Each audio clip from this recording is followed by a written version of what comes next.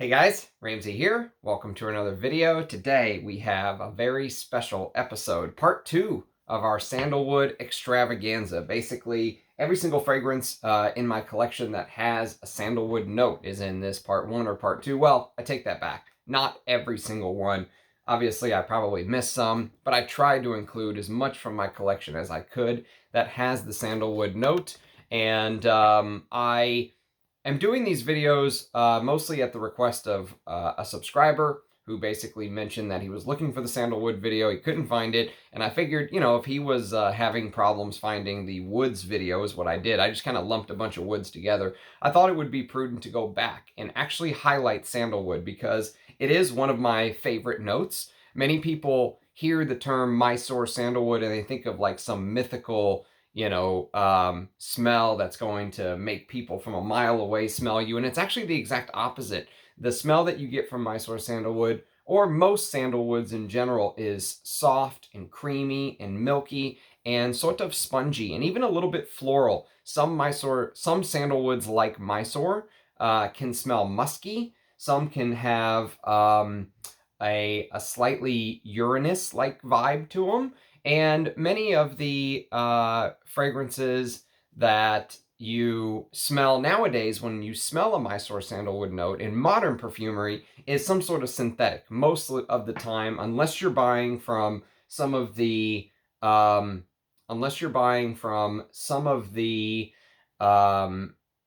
would say more, how would I describe them? More artisanal niche houses is the way that I've chose to describe them.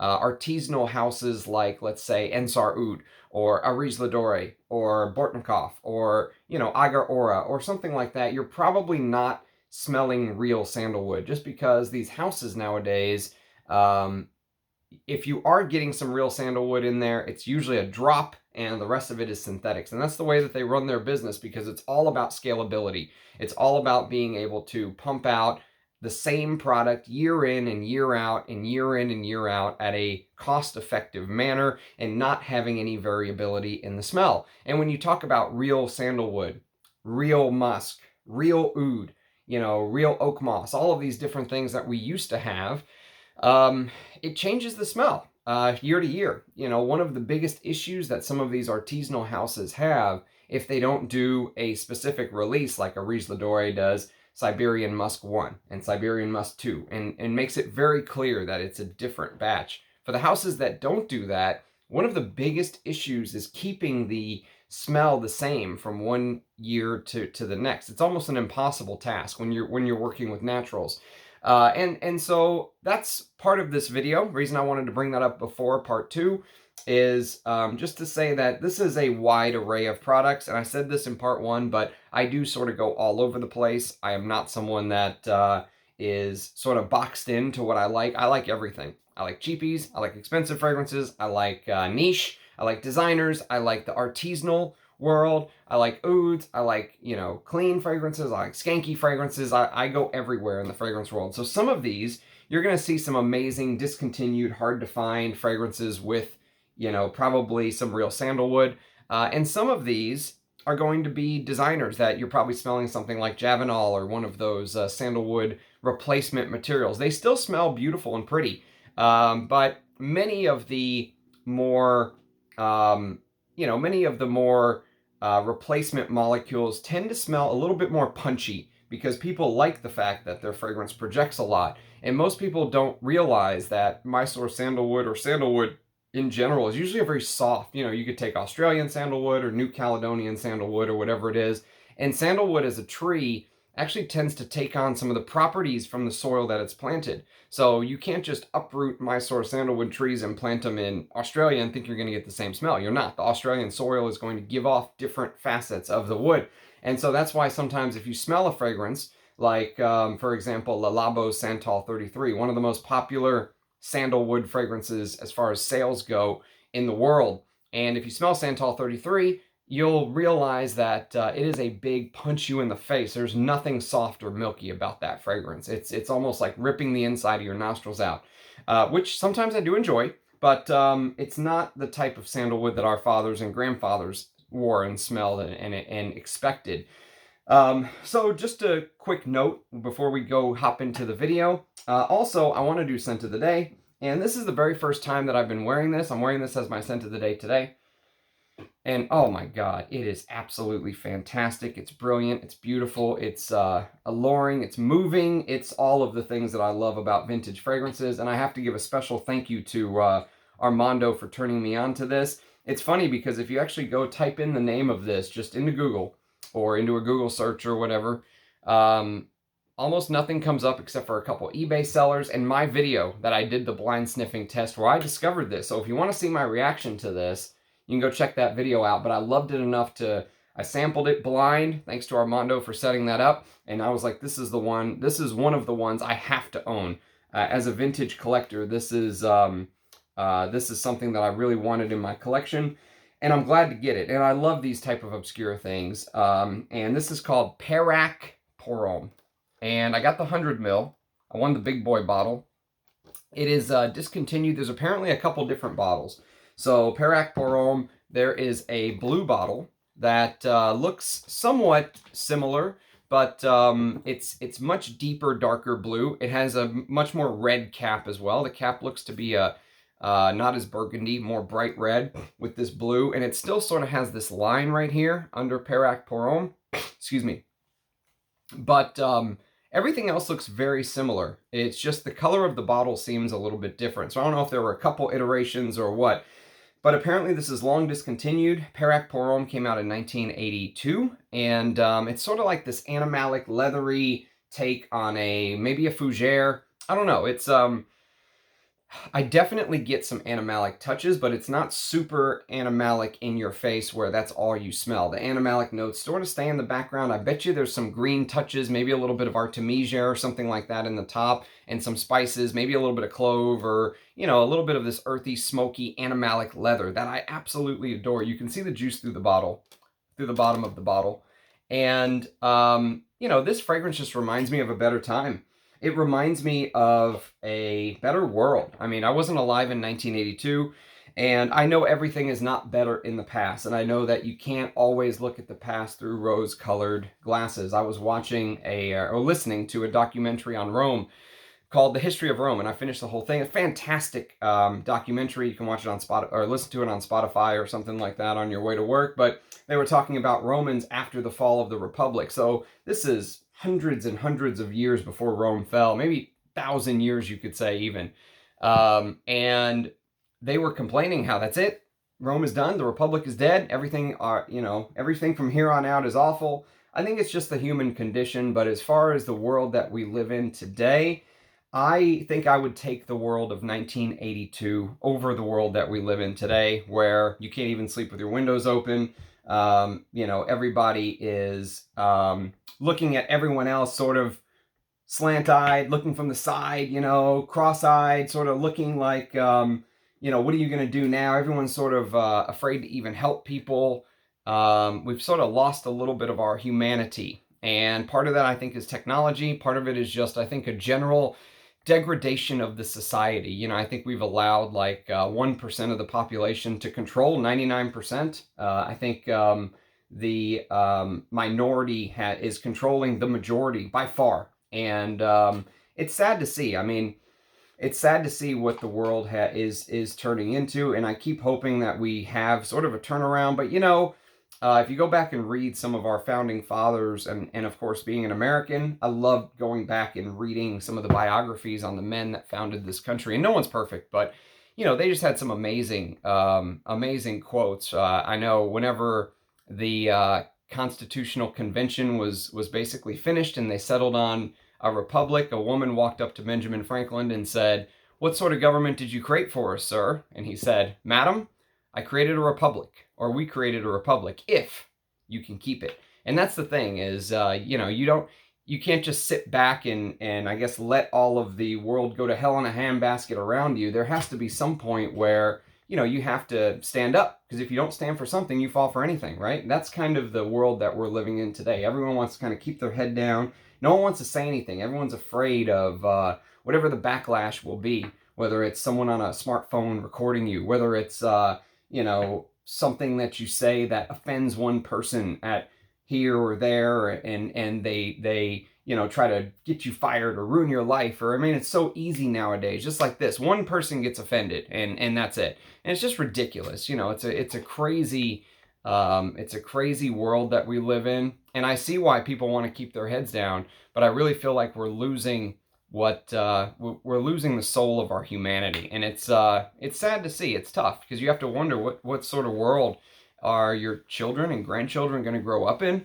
And I think the people who sort of feel this way far outnumber some of the crazies that we have running things right now. So this reminds me of better times. Is my rant. Okay, rant over. But if you like animalic, leathery, spicy fragrances from the past that have, and maybe the reason it reminds me of this is this sort of stoic, this sort of stoic determination. That's a good word for this fragrance. It reminds me of a man that has this stoic determination, and he's confident in who he is, and he knows right from wrong. And no matter how much the media tells him something is right, he knows it's wrong, right? No matter how much the societal norms try to justify something that is unnatural, he doesn't fall for it. That's what this smells like. It smells like a man who has some groundings, and there are less and less of those people nowadays, I feel like. And maybe that's one of the reasons I so love vintage perfume is, it's not just about the boxes, and it's not just about the the ingredients and all that stuff, but it's not just the fact that there's a little pamphlet inside of the box. It's what was said on the pamphlet. It's the words. The words mean something. And it's a world that, unfortunately, I don't get to see every single day. My daughter doesn't get to see that world anymore. It's a world that I feel like the misleaders have basically sold us out, because we don't have leaders. We have misleaders. They've sold us out, is what it feels like.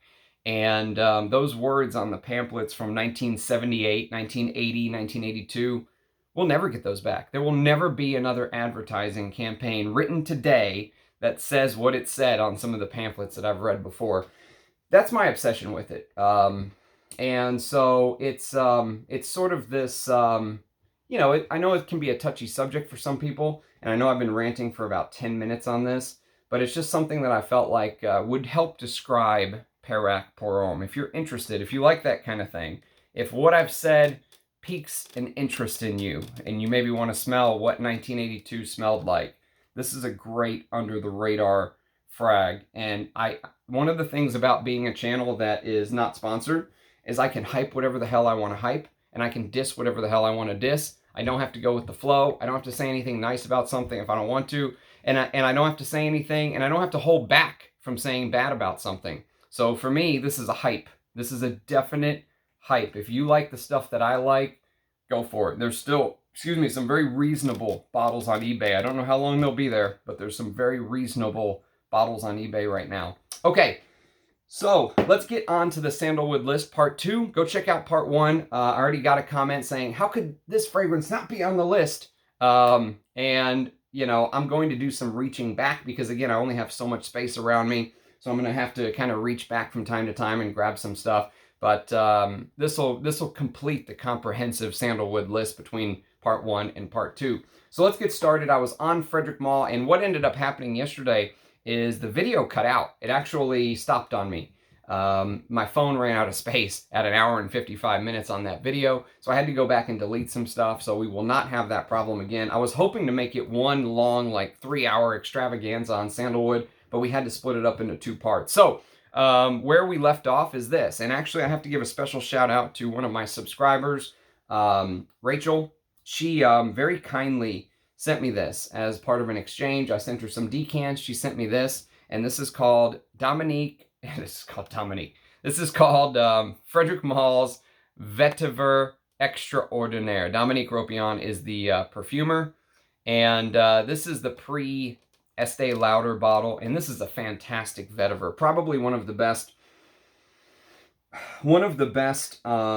I would say, mainstream vetivers. I would put this just a notch below Guerlain's vetiver, because nothing touches Guerlain's vetiver to me. That's like the gold standard in vetiver.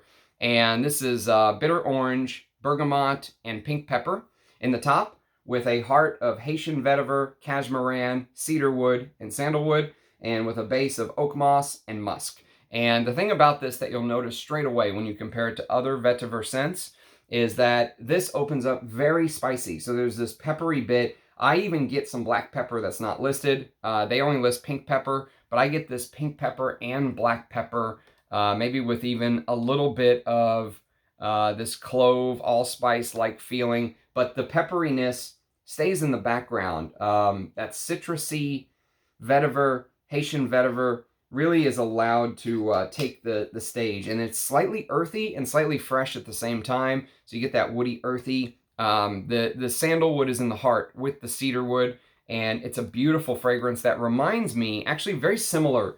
If you've ever smelled there's a fragrance that I have a fear is being discontinued. I don't know if it is or not, but I have a fear that it might be. And this is Vetiver Extreme by Guerlain. If you've ever smelled this, I think these two are sort of like two peas in a pod. Frederic Malle came out with this in 2002, a couple years after he founded his brand. And Vetiver Extreme, I think, came out in 2007. So I'm guessing Guerlain really kind of looked towards what Frederic Malle was doing and took some notes and kind of tweaked their famous vetiver for the Vetiver Extreme. They kind of tweaked their original vetiver. I love them both, but I think I love the original vetiver the most. So okay, so first on the list we have Dominique Ropillon. Well, it is Dominique Ropillon's creation of Vetiver Extraordinaire. Next on the list we have a fragrance from a house called Giorgio Beverly Hills. Now this is a discontinued fragrance, but this is a fantastic fragrance, one of their best. My two favorites from the house are Giorgio for Men, which I think came out in 1984. And then we've got Giorgio for Men V.I.P Special Reserve. Hell of a name. Hell of a name. And shout out to Anuj for finding this to me. This is one of the times that Anuj reached out and basically said, hey man, I've got a bottle of this. I think you would really like it. It's right up your alley. It's a great fragrance very few people talk about. And I was like, yes, I will absolutely trust you. And thank God I did. Beautiful, spicy, woody fragrance. It really highlights the woods of sandalwood and cedar in the heart, but it does it sort of in a blend of, I talked a little bit about that stoic determination. There's a little bit of this 80s coldness to it in masculine fragrances, right? A little bit of this, very focused and feeling. The spices feel very focused and slightly cold in the opening with a little bit of cardamom and aldehydes. And that coldness changes though as it begins to dry down because you start to get more of this iris, which makes it very posh, very slightly powdery. And then you get into the base, which is sort of this ambery, mossy, leathery vanilla. So the warmth is in the base. It sort of opens up cold, dries down very warm, and in the middle is lumped together with some florals like some old school carnation and cedar and sandalwood and rose. Beautiful fragrance, stunning, very overlooked, I think, by vintage collectors, and I'm a big fan. If you like the taste that I like, these two right here, right out of the gate, are two to put on the potential to sniff list. Okay, next on the list, we're going to go to a Guerlain. And this is called Quia Intense. And some people don't like this scent, but I do. As a leather lover, I really like this scent. Quia Intense came out in 2019, and it's osmanthus and ylang ylang with leather and musk, sandalwood, tobacco, and Virginia cedar. So it's not the most, insane note listing or anything like that, but I have come to love osmanthus because it has this sort of, almost like, imagine a peach, right? And you know how peaches have that kind of fuzz around them, that peach fuzz? So imagine you have the texture of peach fuzz, but with leather, okay? So it's like this leathery peach fuzz, but with the apricot peach-like aura, or, that taste of peach, slightly suedey, slightly leathery, and then you mix that with harsh leather. There's a lot of, I think, IBQ in here. And it's a Middle Eastern style fragrance. So these Middle Eastern style Guerlains, the the sillage and all that stuff that other channels talk about that I usually don't is huge on this fragrance. This is a giant fragrance. It lasts forever. It projects forever. But I do like that tobacco and sandalwood dry down. But for me, this is about 2 notes mostly, and that's the osmanthus and the leather. Got to give a shout out to the sandalwood and the base for Cuillère Intense from 2019. Okay, next on the list, and this is the vintage version or the original version of L'Homme Idéal Eau de Parfum. And you can tell the older versions because they have this plastic that goes around the side. And, this is I think it's a really good designer release. Even though it's sweet, even though it's slightly gourmand, it has that almondy, spicy bit that kind of mixes with that Guerlain vanilla tonka thing. The sandalwood is in the base, by the way. So you get a lot of this almondy, a little bit of frankincense, a little bit of Bulgarian rose, but it has the Guerlain DNA to it. And so one of my favorites from the L'Homme Idéal line, I much prefer this over the EDT. Even though this is sweet, this is one of my guilty pleasures, you could say. That sort of cherry, almondy, spicy thing with that tonka bean and sandalwood dry down. It just smells like a proper Guerlain, it smells like a proper Guerlain. Great date night fragrance. Okay, L'Homme Idéal Eau de Parfum.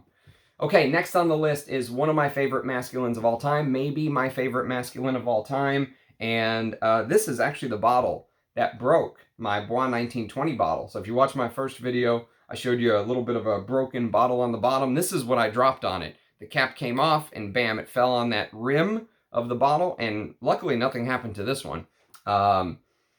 But I think the juice is safe in both cases. So this is Heritage Eau de Toilette in the vintage gold cap, my preferred version. You can buy any version you want. They're all amazing. I would recommend going and trying to get one of the Listerine bottle versions, kind of like this. If you can find this version of Heritage and Eau de Toilette, there's absolutely nothing wrong with that. I just prefer the gold cap. And the gold cap version is the vintage version, and this is a fragrance that has something like 26 notes or something. It's outrageous. Roja Dove, eat your heart out kind of fragrance. And he did. He actually copied this with Danger. This is the inspiration for Danger pour Homme. But this is lavender with aldehydes and juniper and clary sage and bergamot, lemon, violet, petitgrain with patchouli. The patchouli is a rockstar patchouli, as AC from the channel Smells Good says. And it is exactly that. It is a rockstar patchouli through and through. Coriander, geranium, pepper, basil, not basil, balsam fir, carnation, rose, pink pepper, orris root, jasmine, cyclamen, lily of the valley, and the base is sandalwood, amber, oak moss, cedar, and musk. And you can put a little bit of a asterisk next to this one if you really want to check out some beautiful sandalwood dry downs. The dry down in this with the Guerlain, that ambery, Guerlain mixing with that sandalwood in the base. With that rockstar patchouli, I think this is the best masculine Guerlain ever made. Abbey Rouge is probably second, and either Vetiver or the next fragrance is probably third. But for me, this is number one. This is my all-time favorite Guerlain masculine. I love this DNA. It is so professional while also having so many little nooks and crannies to explore. I never get bored of that particular DNA. There are other fragrances that have kind of issued stuff in that, in that category that I love. I just love them all. Scott pour Homme, Eigner Free Life, Zeno by Davidoff. I mean, you name the list, and I love them. So yes, Heritage. But I prefer the Eau de Toilette. My personal preference is the Eau de Toilette. The Eau de Parfum has a little bit of a harsh chemical-like feel to it. So I'm not the biggest fan of the Eau de Parfum, just like I'm not the biggest fan of Abbey Rouge Eau de Parfum. Give me the vintage Eau de Toilette any day of the week. So the Rockstar Patchouli that I mentioned with Guerlain's Heritage basically turned into this fragrance. It was worked on by Beatrice Piquet, who also did Trussardi Uomo from 1983, one of my favorite leathers, one of my favorite Italian leathers of all time. But this is called L'Instant de Guerlain Eau Extrême. And this is the one that, it is technically Lidge because it's the Eau Extrême, but it doesn't have the black around the outside. The original release has black around the outside, which I have a bottle of that in backup. But Guerlain's one of those houses that does great reformulations. So I would probably say this is one where you can just skip going to pay big money for the vintage and just go buy the Listerine version of L'Instant de Guerlain. They just call it Eau de Parfum now instead of Eau Extreme. So get the Eau de Parfum. But this is star anise, citrus element. It's so posh. Man, I love this stuff. Patchouli blossom, jasmine, neroli, cacao, more patchouli, cedar, sandalwood, hibiscus seeds, and tea. And hibiscus seeds, that is that's a note that is called ambrette. And ambrette is also known as hibiscus seeds. And ambrette it's sort of like a musk replacer, but they don't use it anymore as a true musk replacer because it's expensive to use. So they use it specifically for the fact that it does sort of change the smell of the fragrance. I love ambrette, huge ambrette fan. And there's a little bit of it here with, it's interesting that both this and Dior Homme from 2005, this was 2005 as well, both were heavy users of ambrette. Dior used that iris, L'Instant de Guerlain used that star anise and patchouli combo, but this is, I mean, classy, all-time class to me. And the patchouli from Heritage, you can almost see this direct, this direct descent into Lidge. So that's why Heritage is such a all-star scent. Okay, next on the list we have Samsara. And this is a 2002 bottle, I believe. Or 2001 or 3, I can't exactly remember, but it's in that range. It's right when they stopped using Mysore Sandalwood. Maybe I'll try to get an original, vintage Samsara. But this is the Eau de Parfum. It's oriental floral fragrance. Multiple florals like ylang ylang, carnation, jasmine, rose, narcissus, and violet with some orris root and a little bit of peach in the top with sandalwood, tonka bean, vanilla, amber, iris, and musk. And again, if you're putting asterisks next to the big sandalwood, fragrances, if you went back yesterday and you marked Bois de Zile and Egoist Cologne Concentré and some of those from yesterday I told you to mark this one. This is one of the greatest sandalwood fragrances of all time. If you can find the older bottles, they were the ones that had the real Mysore in them. The newer versions of Samsara are kind of a joke. I wouldn't go for a new one personally. Okay. Next on the list is one of my most hated fragrances. And actually, if I ever get around to selling some fragrances, this probably would be on the list. But I have to review it first. I really don't like this. Really don't like this. This is Santal Royale from 2014. It's a giant rose, peach, jasmine, oud, and leather fragrance with amber and some sandalwood in the base. It's literally called Santal Royale, but it's not really about sandalwood to me. Or if it is about sandalwood, it's one of the most synthetic sandalwoods I've ever smelled, with a little bit of musk in the base. And I really don't like it. This is my least favorite from this line. This Middle Eastern line, bottom tier. This is bottom tier for me. Not a fan. It's not good. Not good at all. And it projects and lasts forever. I made the mistake of wearing that to work one day. Oh my God. The whole building could smell me. Okay, now a fragrance that has had a little bit of a revival for me. I'm going to grab one fragrance back here too, just so I can show you. So this is Val de Nuit. Now this is the Eau de Toilette, which has a beautiful sandalwood base with that, Guerlainade, orris, and jasmine. Even though there's no jasmine listed, I get a little bit of jasmine with orange blossom, iris, vanilla, narcissus, aldehydes, oak moss, spices, with that galbanum top. One of the best galbanum fragrances. I actually watched, what was her name? The Honest Fragrance Reviewer? I think her name was the Honest Fragrance Reviewer. I'm going to maybe give a shout out to her channel once I get the name right. But I watched a video from her for the very first time, and I can tell she's been watching my videos. She gave me a shout out on my galbanum video. She did a galbanum video. I like the way she talks. I like the way she interacts, and you can tell she has a lot of passion and she's interested in learning more. And those are the kind of channels that I really like supporting. But she talked about galbanum, And this is, I think, one of the best galbanum fragrances of all time. But this is the Eau de Toilette, which I like, but it wasn't a pure love at first sniff. What was a pure love at first sniff is the Pure Parfum of Val de Nuit. Oh my God, this stuff is... I can't even speak. I'm gonna have to pay the curse jar if I speak. It is, it's so much just fuller and richer, and it still has that spicy floral element with that green galbanum. But while this is like a summer version, you know, I think the EDT is more like a summer version, and maybe even a little bit more powdery. I get a lot more high class iris and vanilla in here and stuff like that. It's just so much more Guerlain. This is what I expect from a Guerlain. I need to hunt down one of those propeller bottles one day. I just need to. You know, I need to just make it. I need to just put the money aside and just do it. Hunt down a vintage propeller bottle. I just don't want to pay $1,000 is the problem. But, okay, next on the list is a Gucci. Couple Guccis, actually. First, we're going to go to 1998. And this is called Gucci Envy for Men. And sorry about the light reflecting the packaging from my buddy. He packaged these very well. You can kind of see you can see where the packaging left the indentation. I need to get an alcohol wipe and wash this. But this right here is one of my favorite designer scents because it has this combination of ginger, which adds this freshness to it, with rosewood, which is one of my favorite wood notes in a perfume. I love rosewood.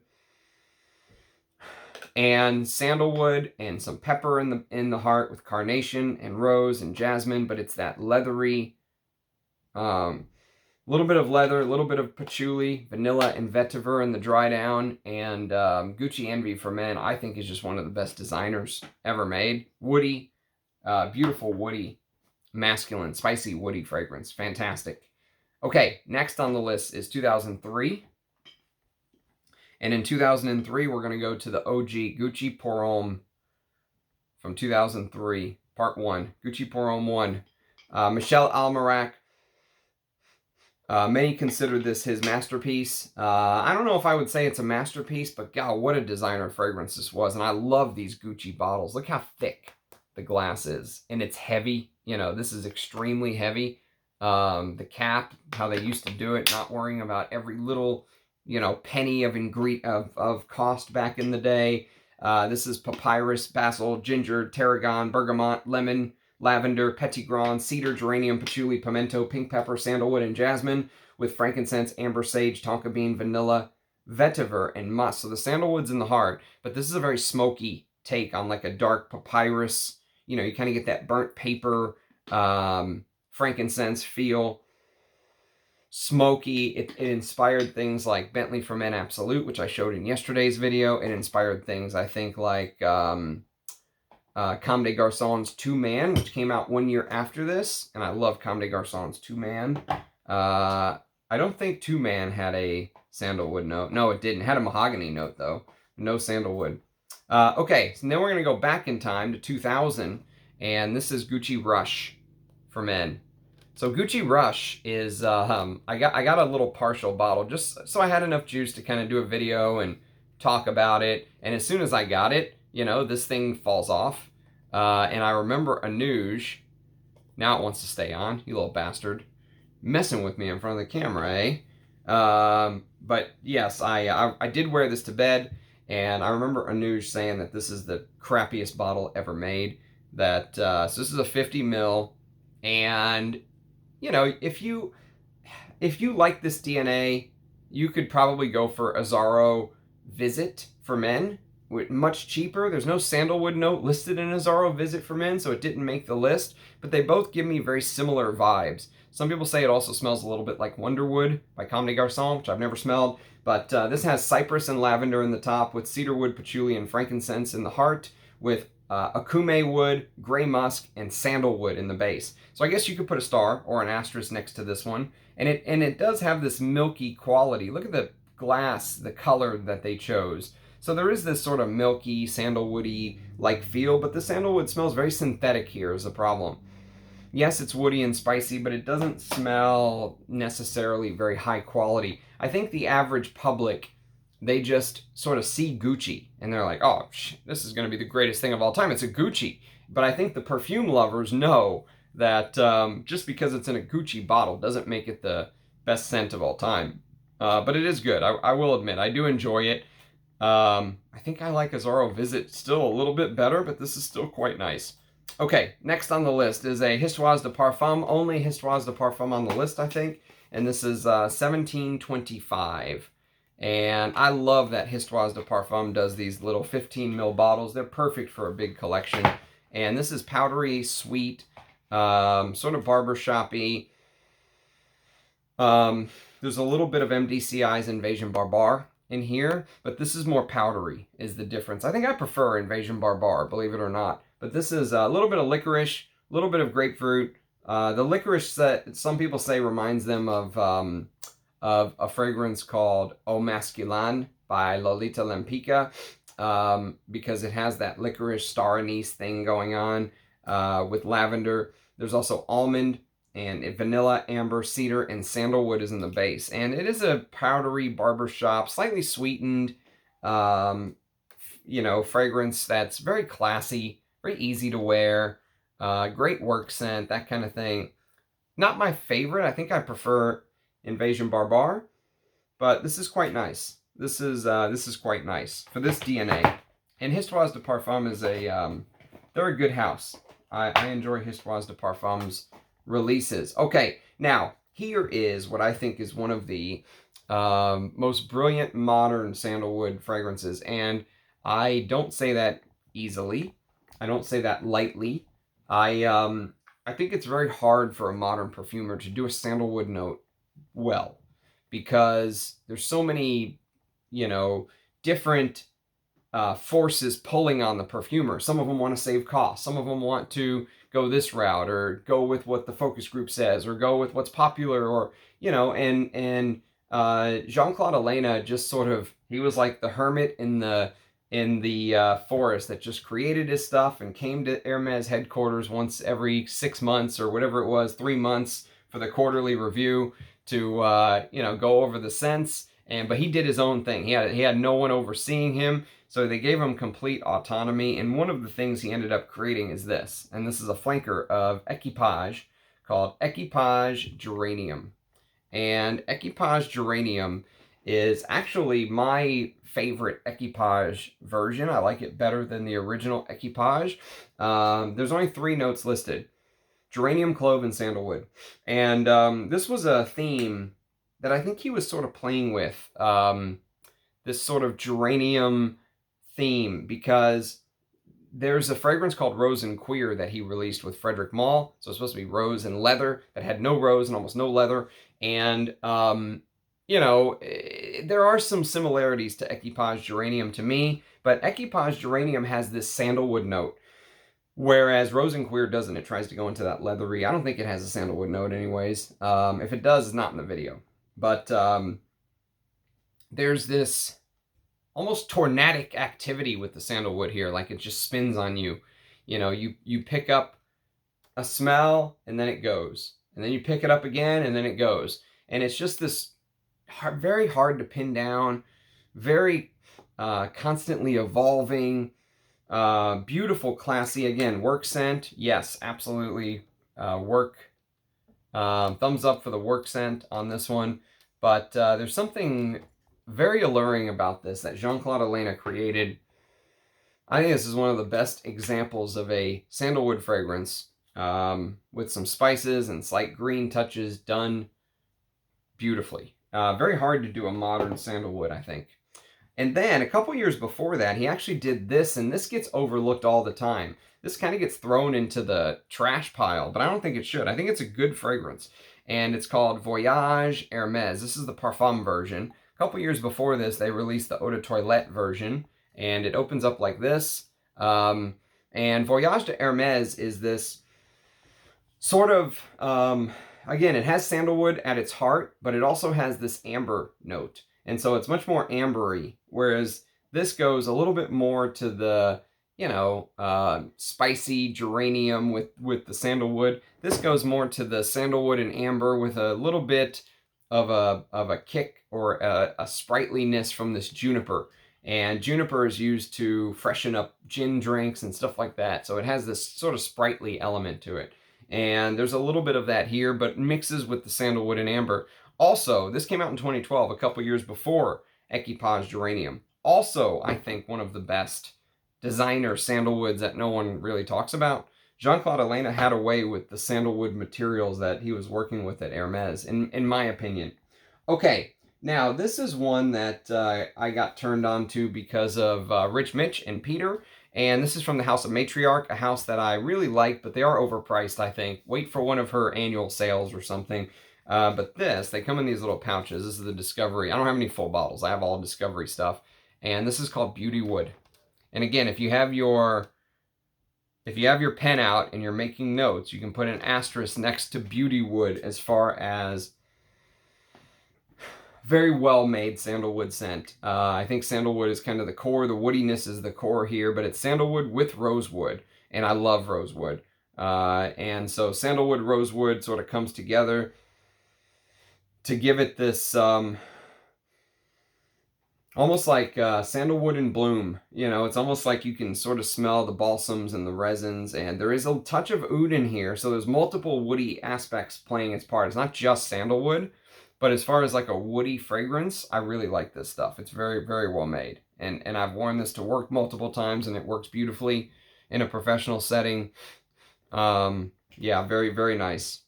Not going to blow you away. I don't even think it's full bottle worthy, but I do think it's Discovery Atomizer worthy. Okay, next on the list is going to be another House of Matriarch. And I said I wasn't going to do samples because that would have made this video days long with all the samples that have sandalwood. But this is a sample that claims to have Mysore sandalwood. So I figured I would include it. Again, it's from the House of Matriarch, and it's called Bittersweet Symphony. And I'm not going to lie, I like her work. I really do. I think she does great stuff. Christy Michelle. And I'll do a video on all of these one day. It's just getting the time and wearing it and getting to know it and all that stuff. But in a nutshell, Bittersweet Symphony is this sort of smoky, spicy. There's Dong Quai, there's gentian, henna, vervain, black tea, cistus, cacao, green tea, spikenard, white tea, Bulgarian geranium, saffron, oud, charred oak, dragon's blood, which dragon's blood is some sort of a, I think it's the nickname of some sort of plant or specific type of herb. I can't exactly remember. Let's see what Google says. Dragon's blood. Dragon's blood, a bright red resin which is obtained from different species of a number of distinct plant genres. Calamus sip. Okay, interesting. Rich in tannins and compounds, anti-inflammatory effects on the skin. To help heal wounds and improve the appearance of scars. Okay, interesting stuff.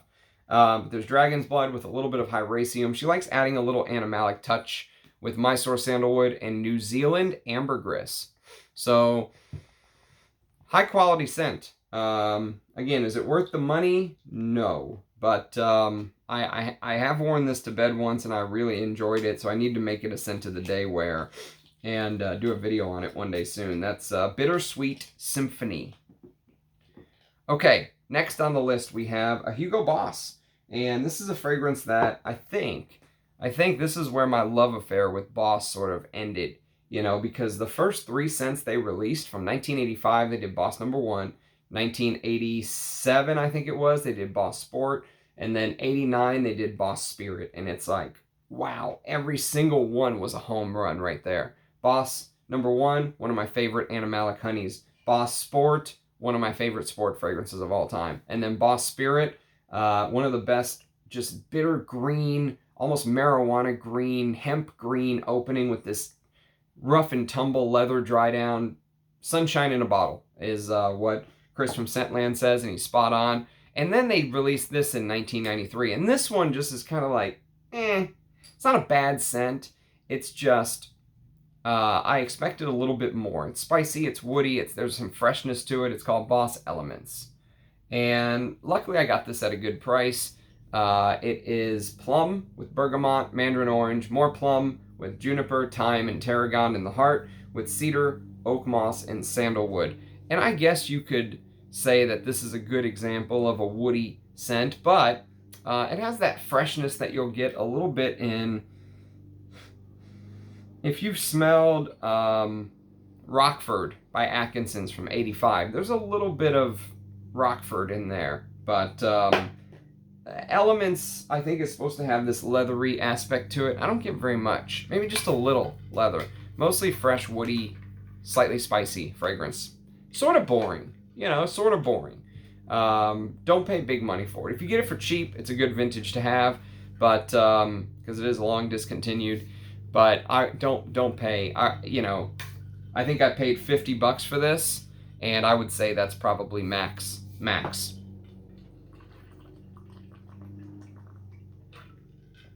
Excuse me whilst I hydrate. Okay, next on the list is going to be one of the few boxes that's still down here that I need to put up in the attic, but this is from the house of Jean Desprez, and this is called Versailles Pour Homme. This is the eau de cologne. They also have the eau de toilette, which someone in the comments once said is even better, but I've never smelled it, but I love this stuff. It's almost like it's a little bit of a take on Aramis from 1964, but this came out in 1980, one of the best years in fragrances. And this is clary sage, pimento, bergamot, lemon, sandalwood, geranium, patchouli, cedarwood, jasmine, stone pine, carnation, cinnamon, fruity notes, frankincense, moss, musk, amber, leather, vanilla, labdanum, and styrax. And there's definitely something here. It's almost like a greener take, because there's some green notes, maybe a slight hint of galbanum or artemisia or something like that. That kind of evolves into this old school Aramis from the 60s masculine chypre. Mossy and leathery and, green. But very well done. Extremely well done. I love this type of perfumery, so I can't be mad at this at all. Very, very happy to have Versailles Pour Homme. Maybe one day I'll hunt down the eau de toilette if I can find it at a fair price. So, and here's the box, which is really not much on the box. There is sort of a, there's a little bit of a embossed number right there. And there's the made, bottled, packed in France. Where's the note listing? I don't even see a note listing on here. It's not even on here. There's no note listing. Okay, next on the list we have another vintage that I can vouch for, and I've shown you guys some good vintages today between Giorgio Beverly Hills V.I.P Special Reserve for Man and Perac Pour Homme, which I'm absolutely in love with. And this one too is another one that I can vouch for. And this is called Jean-Marc Senan Version Originale. And if you look right here, so it actually says Version Originale right there. And if you look right here, you'll actually find his signature, Jean-Marc Senan. And there's a crazy story with this, because he actually, once he decided he no longer wanted to be a designer, because, at this point he was kind of competing with Chanel and Dior and the big dogs. He just sort of flipped the script. A couple years later, he decided that he wanted to erase all signs that he was ever a designer, and he started to buy back all of the bottles that he could in bulk, and he decided to raze them to the ground. He basically took a bulldozer to them and tried to destroy as many bottles as he could of Jean-Marc Senan's Version Originale. And then he decided to go be an artist. And apparently he's still an artist at 70 or 75 years old, however old he is now. And he is, selling his own sort of bespoke fragrances out of his art museum. But that's the reason why it's so hard to find, is he destroyed most of the stock. But if you can find the vintage version that looks like this with the gold right here, there was a newer version that came out a couple years after the vintage that was black. It was all black. I've never smelled that one, but apparently this only lasted 6 or 7 years. So even the newer version, I think, was like early 90s or something, and then they discontinued it altogether. So yes, version original. It's musk, pepper, sandalwood, cedarwood, tonka bean, carnation, jasmine, lavender, lemon, lily of the valley, and rose. Like being in a lavender field during a thunderstorm. I mean, it's beautiful. It's actually, I think, a good fragrance for a dark, a man who seems to have had some demons. He kind of went this way in life, and then went that way in life, and then went back this way, and but the fragrance is outstanding. It's 1984. If you like the kind of stuff I like, I think you'll dig version original. Okay, next on the list is some Jean Patus. And Jean Patus are basically one of the scents that vintage hunters love, one of the fragrance houses that vintage hunters love so much, because they were run by Jean Carleo for like 45 years or something, 50 years, and he loved using a couple things. One was a lot of real oak moss. The other was real Mysore sandalwood. And that's one of the reasons why his scents are so popular amongst vintage collectors. And to start with, we'll go to the year 1980 with Patou pour Homme. So Patou pour Homme is, well, I mean, what can I say? It's one of the, what can I say that hasn't been said about this? It's one of the most sought after vintage men's fragrances from 1980. Bottles of this go for $1,000, if you're lucky, I guess.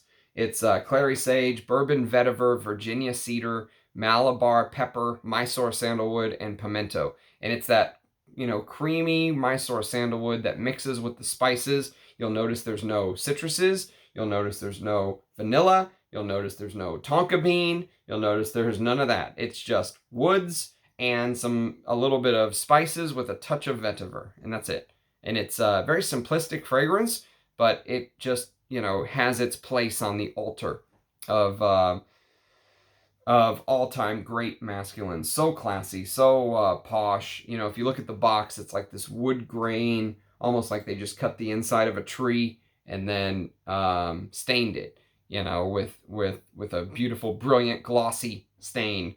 And that's Patou pour Homme.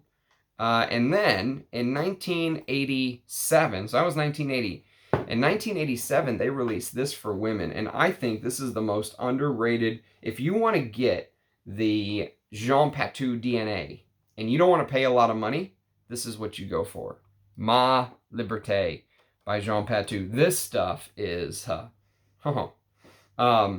citrus fruits with heliotrope, clove, jasmine, lavender, and rose, cedar, cinnamon, musk, nutmeg, patchouli, sandalwood, vanilla, and vetiver. And so if you have your pen out, you can mark all three of these Jean Patou fragrances for reference sandalwood scents.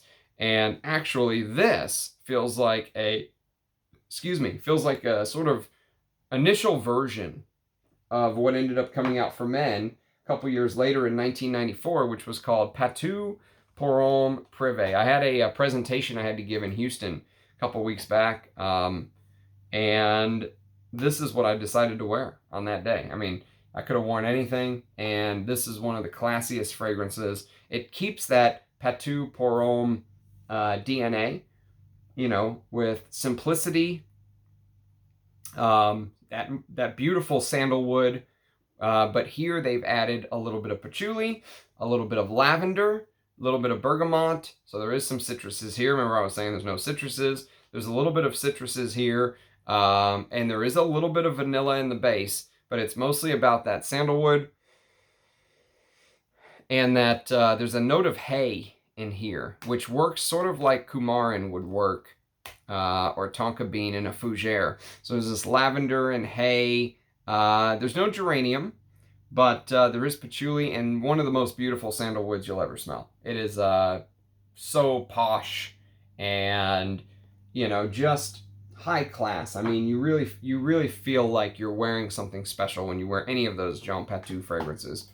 And then we've got a Jovan fragrance. So from the top to the bottom category, basically. But even though this is bottom in price, this is not bottom in smell. I love this fragrance. And if you can find some of these older bottles, they are gems. So this is Jovan Sex Appeal. And Sex Appeal is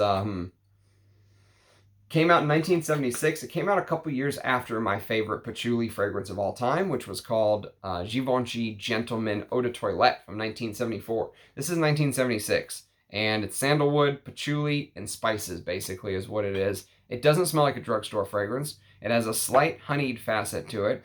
Some people compare it to that Mark Cross cologne that I was talking about the other day. So there's a little bit of this Mark Cross cologne meets Givenchy Gentleman. But yes, this is, for a patchouli lover, this is heaven. This is absolute heaven.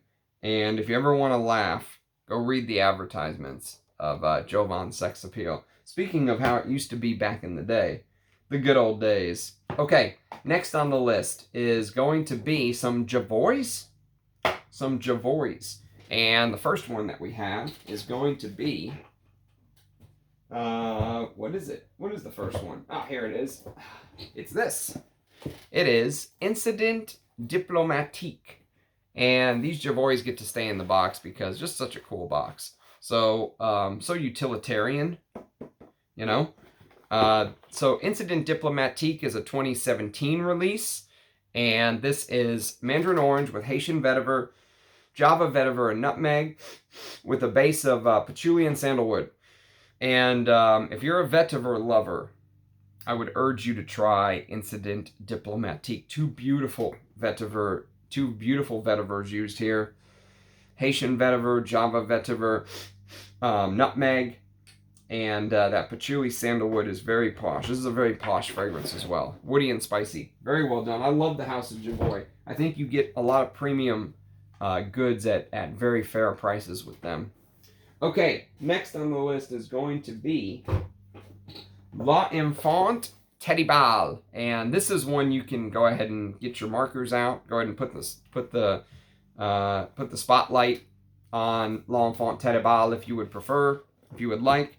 This is one of my favorite sandalwood scents as well. I mentioned earlier Samsara. You can put your star next to. I mentioned the Jean Patous and this one. This is Javois L'Enfant Teddy Ball. Discontinued, unfortunately. I don't think it sold very well because it had this... So basically what it smells like is it smells a little bit like Feminité du Bois, but imagine you took Feminité du Bois and made it thicker and richer and heavier and added this cumin in the top. And the cumin with this herbaceous notes and nutmeg and coriander. And so they've added a couple things that you won't get in Feminité du Bois. One is the cumin, or at least maybe not as much. The cumin is definitely amped up here, hence the terrible child that sort of runs around and makes a mess of things, and that's the cumin. And then dates, this sort of Middle Eastern dates with this beautiful, milky, musky sandalwood dry down. And I don't know why it was discontinued, but if you like Feminité du Bois, but you wish it wasn't as light, because my bottles of Feminité du Bois, they just feel a little light, you know? Like, I wish they were heavier. And maybe the original Shiseido version of Feminité du Bois was heavier, but this fixes that problem. And it's fantastic. I think Javois has so much to offer, and they're very underrated. And finally, yesterday I showed a fragrance called Epic Woman by Amouage, and I said that it was my favorite Cécile Zarokian, outside of one. Or maybe only one fragrance could give Epic Woman a run for its money, and that's this. This is Private Label. Private Label is masculine all the way. It's got that earthy, papyrus, smoky sort of... by the way, this is one of the strongest fragrances I've ever smelled. It lasts forever. If you spray this on, forget about it. You're not getting it off. It's an all day affair. It lasts forever. It's woody, leathery. A lot of patchouli, a lot of papyrus, labdanum birch, and then this Vetiver cedar sandalwood combination. The Vetiver is very strong here as well, but it's like this vetiver, leathery, papyrusy, smoky, birchy, labdanum-y, woody thing, and it is fantastic. 2011 private label, and what a fragrance she created here. I'll tell you what. When she was first starting out, I don't know if she had help, which she very well may have, but she has created some absolute gems. Okay, next on the list is an aquatic, or sort of a fougere barber. Maybe not a fougere, but like a barbershop-y fresh aquatic, and this is called Kenzo Porom. So imagine you took a, I don't know, like a barbershop fragrance, and you blended it with an ozonic, I wouldn't even say aquatic, but almost like, maybe like this fresh by the sea air. You know, like there's a little bit of the salty ozonic type accord in Kenzo Porom. I think it's technically referred to as an aquatic, a fresh aquatic, but I don't know. I don't know if I would put this into the true aquatic category. There's green notes, fruity notes, lemon, bergamot, and clary sage with ozone notes. Iris, jasmine, juniper, lily of the valley, peach, and rose with musk, cedar, moss, sandalwood, and ambergris. Okay, next on the list is going to be a fragrance that I am thinking about selling as well. Again, it is, I usually don't like to sell my fragrances because I like to talk about them for the channel and stuff like that, but there are some things that are just not my taste, and this is very, very sweet. This is Angel Share by Killian's, and Angel Share is sweet gourmand, so sweet, so very sweet, with pralines and cognac and hazelnut and tonka bean, absolute, oakwood, absolute, sandalwood, and cinnamon. Not my favorite, I'll tell you that. Here's one that is my favorite, though, and I think it's very underrated. I think it's one of the most beautiful fragrances I've ever smelled, ever. It's not my favorite to wear day to day, but man, I'll wear it to bed and really appreciate what this fragrance brings to the table. And this is called Arpège by the house of Lanvin. And this was actually completely sealed whenever I was lucky enough to get this. This is a pure extrait, and it is probably one of the best aldehydic florals of all time, although it has some chypre tendencies. My God, man. I wish you could smell this. It smells like fine French perfumery done right, done absolutely right. Aldehydes, bergamot, honeysuckle, neroli, peach and lily of the valley with geranium, camellia flower, coriander, iris, jasmine, lily, ylang ylang, rose, and lily of the valley with patchouli, ambergris, and it does smell like there's real ambergris. It smells like everything is of the highest quality here. Benzoin, musk, sandalwood, vanilla, vetiver. So sandalwood's in the base here, but what a creation they made with Arpège, the extrait. They tried to follow up that. They tried to use the name to increase their success by releasing this. This is Arpège Pour Homme, which this came out maybe like 6 months or so after Dior Homme in 2005. I think Dior Homme came out towards the earlier half of the year. This came out towards the latter half of the year. And this is almost like a Dior Homme. They tried to even copy the cap, how it looks like, you know, the Dior Homme cap. They tried to even copy that. And it's a Dior Homme take that has a little bit more vanilla and, you know, a little more, I would say, maybe some neroli here, which you don't get in Dior Homme, that kind of thing. They tried to tweak a few things, but they kept that Dior Homme designer iris thing going.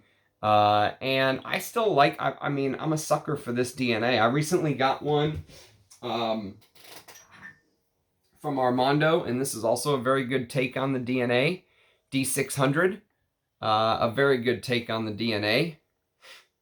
Yeah, I think I might even like this more than Arpège Pour Homme, but both of these are good takes on the Dior Homme DNA if you will. Okay, so that is arpège pour homme, and sandalwood is in the base here. All right, so next on the list we have a classic, and Eugene just did a video on this. Unfortunately, he didn't love it like I thought he would. This is Caniche 10, and I would love to get a vintage or try a vintage. This is a bottle from 5 years ago or so, or something like that. It's not super old. 50 mil, leathery, spicy, petit grain, rosemary, bergamot, lemon, and orange, clove, carnation, cedarwood, cinnamon, geranium, iris, sandalwood, and rose, leather, castoreum, ambergris, musk, moss, and vanilla. So the sandalwood's in the heart, but this is a very purple, I get a lot of this purple, powdery iris thing going on. And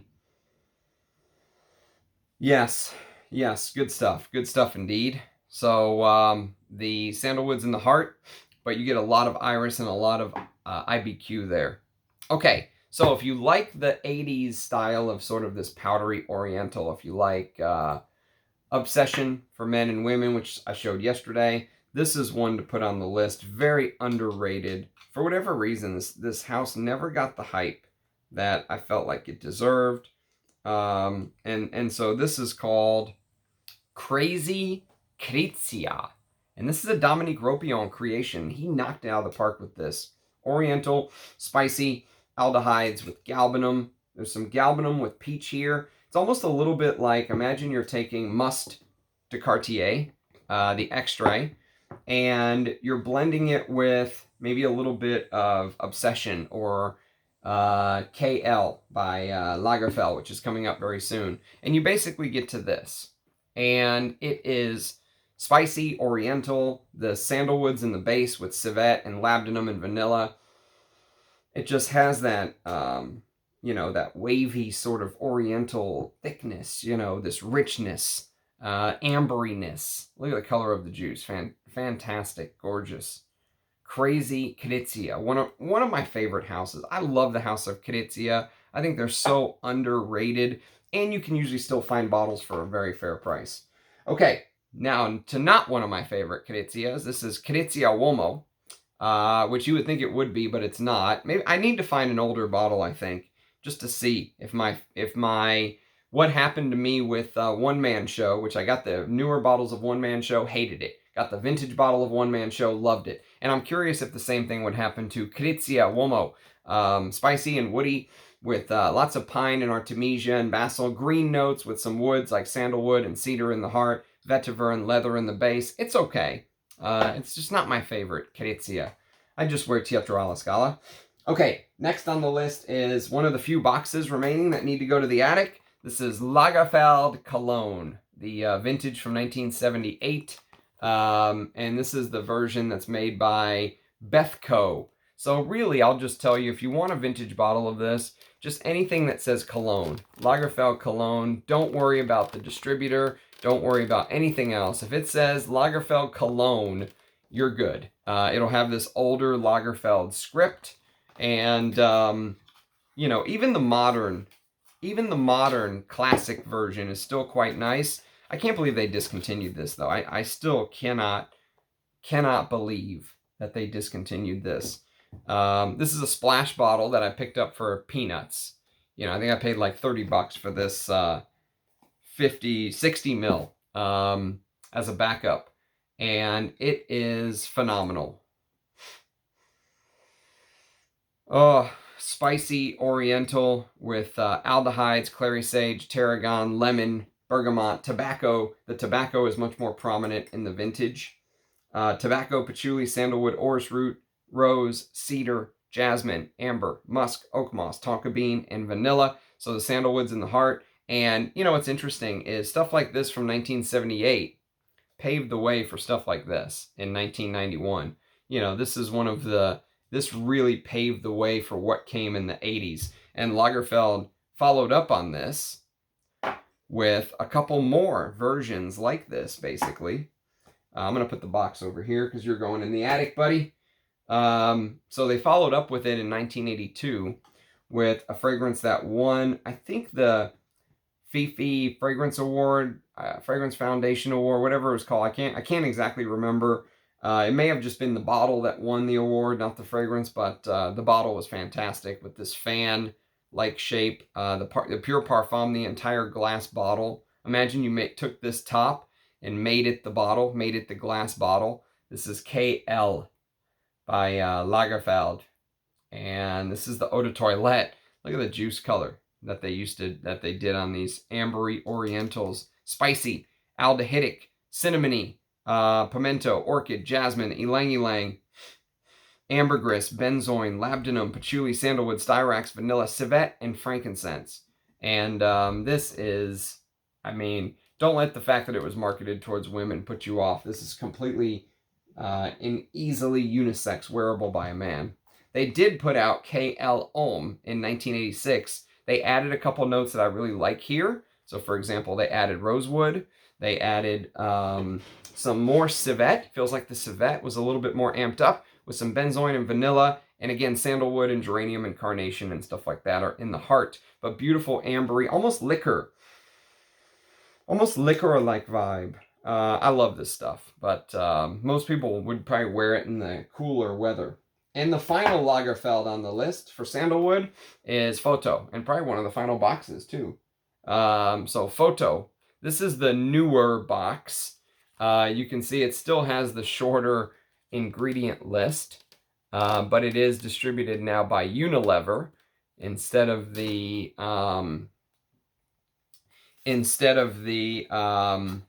original distributor, which was, I think Parfums International, or I can't remember. Maybe it was even Bethco at that point. I don't remember exactly who it was, but Unilever was the last one to distribute Photo, and then it got discontinued. And so here it is. Here's Photo by Lagerfeld. And you can see I've given this a fair amount of wear. It's a beautiful fragrance for the heat. I like wearing this in the heat, because it has this sort of aldehydic, honeyed aspect to it. It's very strange, because even though there's heavier notes like honey and caraway and cyclamen and jasmine and galbanum and stuff like that, it wears very fresh. There's a freshness to it that you don't expect. And but it is ambery and woody in the base, and a beautiful sandalwood in the base of Photo, by the way, with some oak moss and patchouli and benzoin. Beautiful fragrance, very of its time, very 90s fragrance. This was competing against Balenciaga Pour Homme and stuff like that. So, okay, goodbye, Photo box. You are going the way of the buffalo. Okay, next on the list is going to be a very underrated amber. And yesterday I wore Tom Ford's Amber Absolute for the very first time as my scent of the day, and I loved every second of it. That may be the only amber that can compete with Serge Lutens Ambre Sultan for the top spot, but this is also, I think, an amazing amber that deserves more love. This is Jean-Claude Alena's L'Eau d'Ambre Extrême by L'Artisan Parfumeur, and I love these old L'Artisan bottles. I wish they would bring them back. The new ones I don't like them. Very powdery, spicy, slightly sweet amber with some pepper and nutmeg and cardamom and mace, and patchouli with some Turkish rose, tonka bean, benzoin, sandalwood, vanilla, and musk. So the sandalwood's in the base here. But beautiful amber that not many people talk about, unfortunately. It deserves more love, in my opinion. Okay, next on the list we have a couple of Luban fragrances. My favorite Luban of all time is this one, the discontinued Eau de Toilette of Luban, Idole de Luban. Probably one of the best bottles, too, from 2005. Now you would hear someone scream about cultural appropriation or some stupid thing like that. But what a bottle this is. I love the detail, the attention to detail, the cap. Fantastic. Lovely stuff. And there's a note in here that should be recognized, and that is the note of red sandalwood. So if you want to put an asterisk next to the vintage Idole de Luban Eau de Toilette, if you ever stumble across a bottle, it has this combination of rum, and so there's a little bit of this Bentley for Men Absolute Sorry, Bentley for Men intense like smell here. It's a little bit about this Bentley for Men, you know, rummy, boozy. They mixed in some cottonwood with ebony, a little bit of sugar cane, but it doesn't come across like modern sweetness is the thing. The sugar cane note here comes across as just being in its place, you know. If you've ever smelled something like Nishane's Fan Your Flames, it has that coconut, you know, tropical thing, but with that ambery tobacco, boozy ambery tobacco. There's a little bit of this here, but no tobacco. And the red sandalwood note in the base mixes with a little note of leather. It is designer-esque, but it's very, very well done. And it's so well done, I have a backup of this. So, Idole de Luban in Eau de Toilette. And then, probably the more modern Luban, and again, if I was going to sell some stuff, I would put this on the curb with Angel's Share and, you know, maybe one or two other things that just, they just don't do it for me. And this is one of them. I bought this at the request of, well, because I saw Chris, not at the request, but because I saw a video from Chris from Scentland and he loved it. And so I blind bought it, and this was one of the loser blind buys for me. This is Upper 10 by Luban. Upper 10 for Men from 2015 is this woody, leathery, spicy fragrance. There's juniper, there's Italian bergamot and saffron with some rose. There's cinnamon, cardamom, orange blossom, peach, and geranium with a base of cedar, patchouli, amber, sandalwood, leather, and musk. And it's really more about this peachy, creamy leather is kind of what it is. It's like a peachy, creamy, suede leather. And I don't know. I'm always kind of like, everyone around me seems to love this scent when I wear it, but I don't like it so much. So, and that's what it's about. It's about I wear fragrances for me, not for others. So, okay, next on the list is going to be the aforementioned, and again, if you have a pen, you can make an asterisk next to this one, because this is basically an example of modern Australian sandalwood. You'll never get a better example than this. This is Santal 33 by Le Labo. Santal 33 is this Australian sandalwood, cedarwood, leather papyrus combination. And you know, the reason I'm torn on it, and the reason I say sometimes I like those heavy, rip your nostril out fragrances, is it's woody and spicy, but I like the way the leather and the papyrus blends together with a huge amount of ambroxan, cardamom, violet, and a little bit of iris. The iris makes it very posh, even though it has all of these rough aspects. Yes, there is a little bit of a pickle accord because of the Australian sandalwood. There's this pickle-like accord. But that does go away after a little bit. So yes, you can put your asterisk next to Le Labo's Santal 33. Okay, next on the list. Next on the list is going to be a new fragrance to my collection. And again, shout out to Rachel. Whenever she sent me Vetiver Extraordinaire, which was the very first one from this video, she also sent me this. This is called Waking Dream. And Waking Dream is a fragrance from the house of Mar Olfactif. And Mar Olfactif is kind of like a one-man shop, but this is a very, there's a million synthetic notes listed.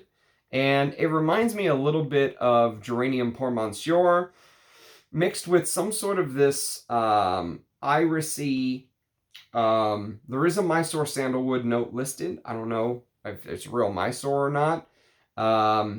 With a little bit of this ambery, benzoin-y, labdanum-y, patchouli thing, but it's very fresh. There's a lot of fresh, you know, imagine waking dream. Imagine wanting to wake up to something sort of very fresh and uplifting when you first open your eyes in the morning. So there's alpha ionones, benzyl acetate. There's all kind of clear wood, hedione, cephalus, pyrrolone, sylvamber.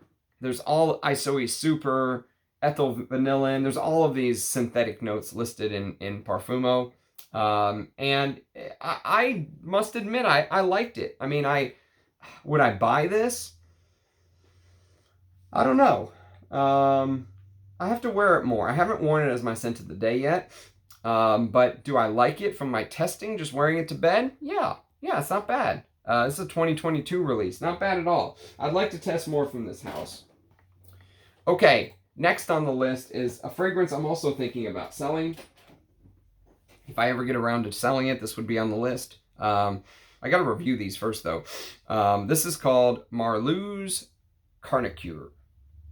And Carnicure is basically a more wearable take on Kiehl's original musk, or I would say Serge Luton's Musk's Kublai Khan, which I actually prefer Musk Kublai Khan to this. This is sort of this, imagine like this civet with a little bit of sandalwood and musk, a lot of musk, slightly animalic, but more wearable.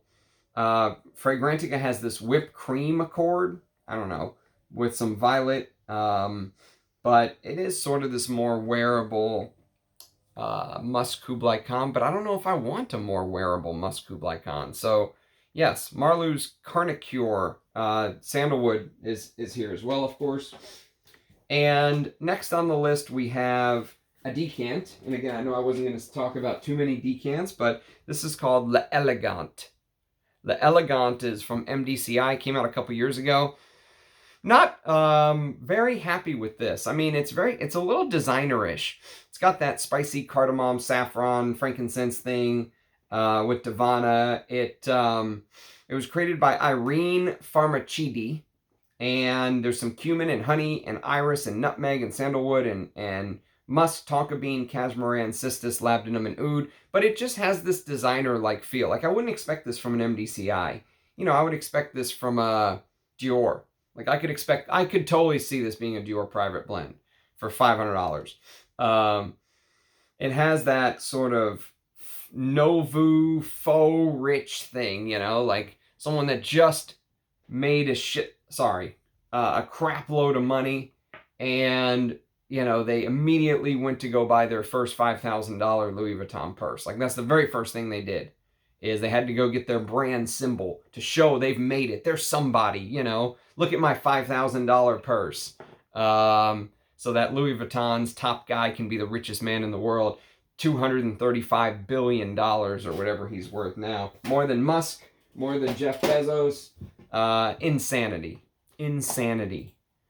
Okay, now here, speaking of something that made LVMH the richest guy in the world, this is Maison Francis Kurkdjian's Absolute Pour le Soir.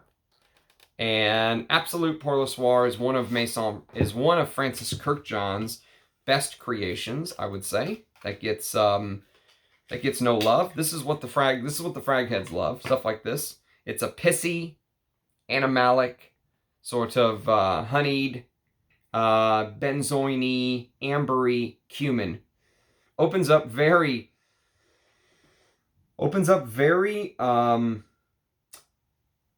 synthetic. Almost like he's trying to make you know it's synthetic. Like, you're going to know it's synthetic and you're going to like it. And even if you don't like synthetics, I'm going to force you to acknowledge how synthetic this is. Not only are you going to have to acknowledge it's there, but you're going to have to love how synthetic it is in the opening. And that's just his style. He does this weird, plasticky, synthetic thing. The first time I smelled this, I was like, oh no. Like, what have I done? I've been hunting this forever. And first time I smelled it, I was like, ooh, that synthetic opening. But as I let it dry and more of that Bulgarian rose honey came out and, you know, that plasticky-ness subsided, I've come to love it. I've grown to enjoy that pissy, you know, cuminy, honey dry down. One of his best. I think it's one of his best. Shame they discontinued it. And he just said, you know, we never sold any bottles of it, which I'm sure is not true. I'm sure people bought this. But yes. Yep. Maison Francis Kurkdjian's Absolute Pour le Soir. Discontinued, but still quite nice. Okay, next on the list we have I'm going to have to start grabbing stuff. I am going to have to start grabbing stuff. Where is it? Now I got to find it. I never even took it out. Sorry about that. The last part of this video is going to be me standing, so apologies. But this is from 2001. This is Michael for men. One of my favorite cooler weather fragrances. This is so good. Harry Fremont of Firmenich made this. Elemi, cardamom, coriander, star anise, tarragon, thyme, and bergamot in the top with suede, frankincense, and pipe tobacco. And that suede, frankincense, pipe tobacco with dried fruits in the cooler weather makes this one of my favorite tobaccos to wear, with plum, sandalwood, and patchouli in the base. So the sandalwood's in the base. This is the version from 2001. And you can see a division of Givenchy. And so this is back when Givenchy owned Michael Kors. What a fragrance they created. It's a shame that it is discontinued. Okay, next on the list is going to be a Molinard fragrance.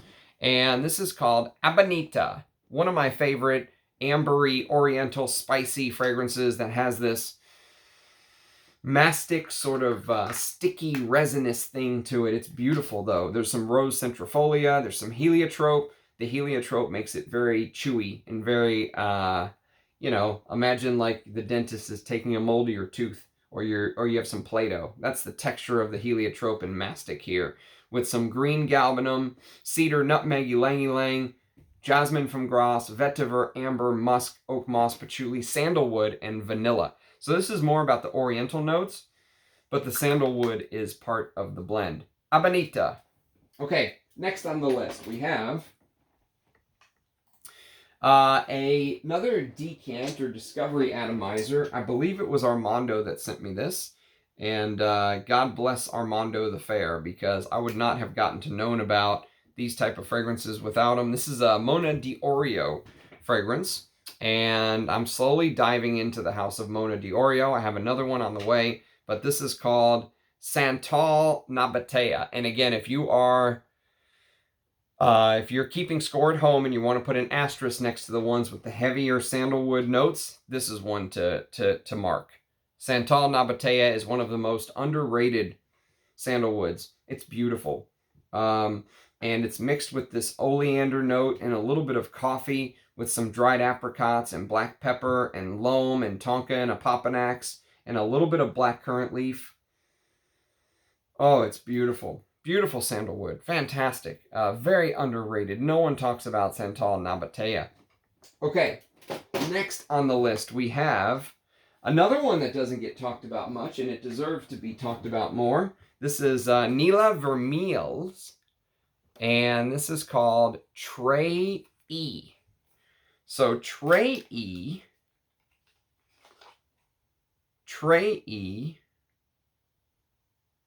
Oh no, I grabbed the wrong one.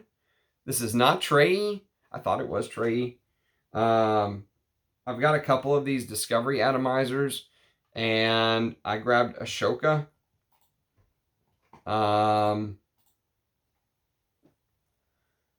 Ashoka is actually what I meant to grab. I must have accidentally clicked Trey E.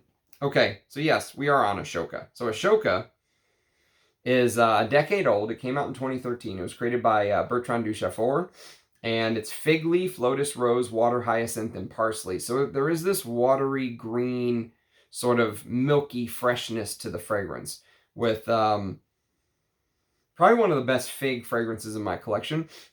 Sweet Acacia Absolute, Iris Jasmine Sambac, Osmanthus Absolute, Ylang Ylang, Frankincense, Heliotrope, Vanilla, Ambergris, Cedarwood, Fir Balsam Absolute, Haitian Vetiver, Leather Myrrh, Styrax Birch, and Sandalwood in the base. Very green and woody and totally underrated is Ashoka. So yes, sorry about clicking on the wrong one. I don't think I have any of Trey E. I'd have to go. I don't think I've smelled that one. But I do have to do some videos on the House of Nila Vermeil. They deserve a little bit more love. And I mean, Bertrand Duchaufour, you can't go wrong. The guy is a master. The guy is a master. Okay, next on the list is a Nina Ricci, and this is Léa du Temps.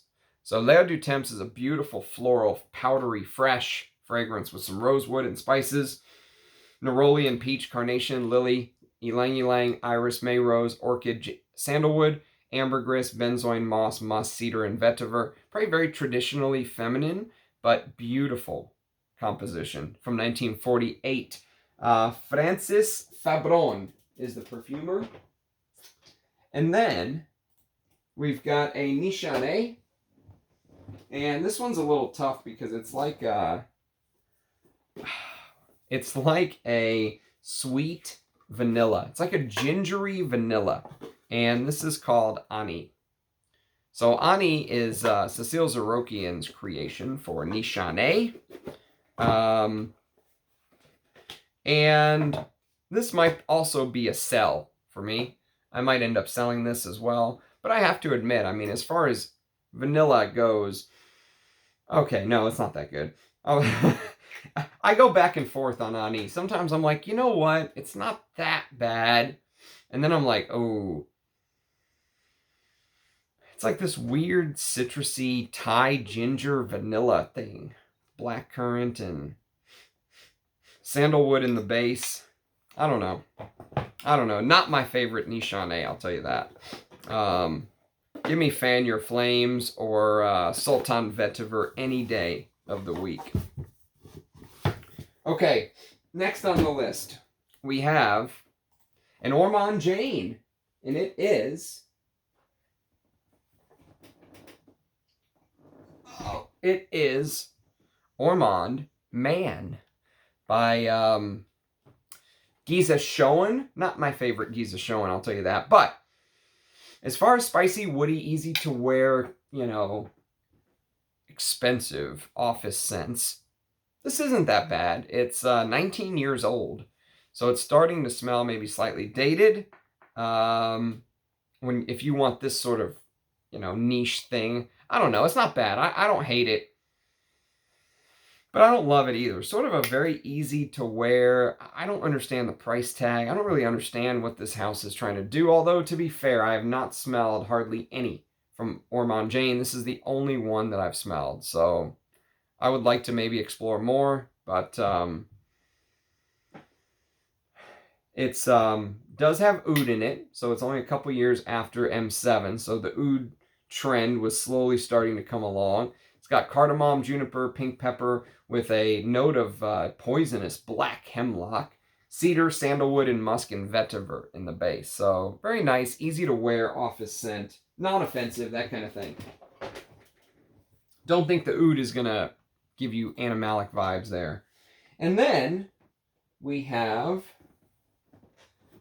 one of my favorite fragrances of all time.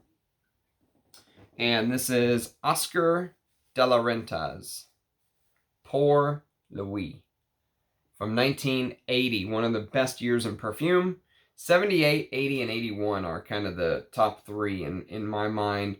This is aldehydic sage, juniper, lavender, anise, basil, bergamot, caraway, galbanum, carnation, geranium, patchouli, cinnamon, cyclamen, cedar, vetiver, oak moss, leather, musk, sandalwood, and labdanum. One of the best masculines ever made.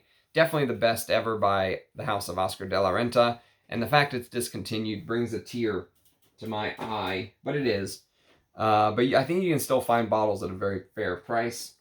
And then, thanks to Anuj for sending me this bottle. Very kind of you, mate. This is XS Pour Homme. So this is the vintage XS by Paco Rabanne. And this is Rosendu Matu and Gerard Anthony. It's not a bad fragrance. I think I prefer Himalaya, believe it or not. Even though Himalaya came out, 8 years after this or something, I think I prefer Himalaya. But I started on Himalaya. So to be fair, this is a newer acquisition of mine. It has notes like bergamot, coriander, juniper berry, wildflowers. There's a wildflower note in here. Very interesting. With sandalwood, cedarwood, and musk. And, you know, this sort of platinum type design Chanel was doing platinum egoist. XS Pour Homme had this spaceship, space platinum thing. I don't know. There's a note of corn mint in the top, apparently. Maybe the XS Was there an extreme version of this? I don't know. I'd probably stick with Himalaya, but this is still quite nice. It's going to be a summer type scent for me. You could put a mark next to this if you're really into the woody sandalwood, cedarwood, sort of rosemary-like base. A little bit oily, but I don't know if it's anything to write home about. Not Gerard Anthony's best work, let's put it that way. And then we've got a Michel Almerac, and this is Minotaur. And Minotaur is 1992. Spicy sweet fruits, aldehydes, bergamot, coriander, galbanum, and tarragon. Geranium, lily of the valley, jasmine, and rose with tonka bean, musk, vanilla, amber, sandalwood, and cedarwood. And very sweeter, dry. I don't know if I would say dry. There's this warm sandiness, almost like you're playing a volleyball game. You know, fruitiness in the top, sweet fruitiness that just works in warm weather for some reason. A little playful, but not bad. Not bad at all. Minotaur, and this is a Cosmere version. I mean, you can't see because the print is like in, you know, 1 font or 0.5 font, but it is a Cosmere. Okay, next on the list we have a Papillon, and this is called Anubis.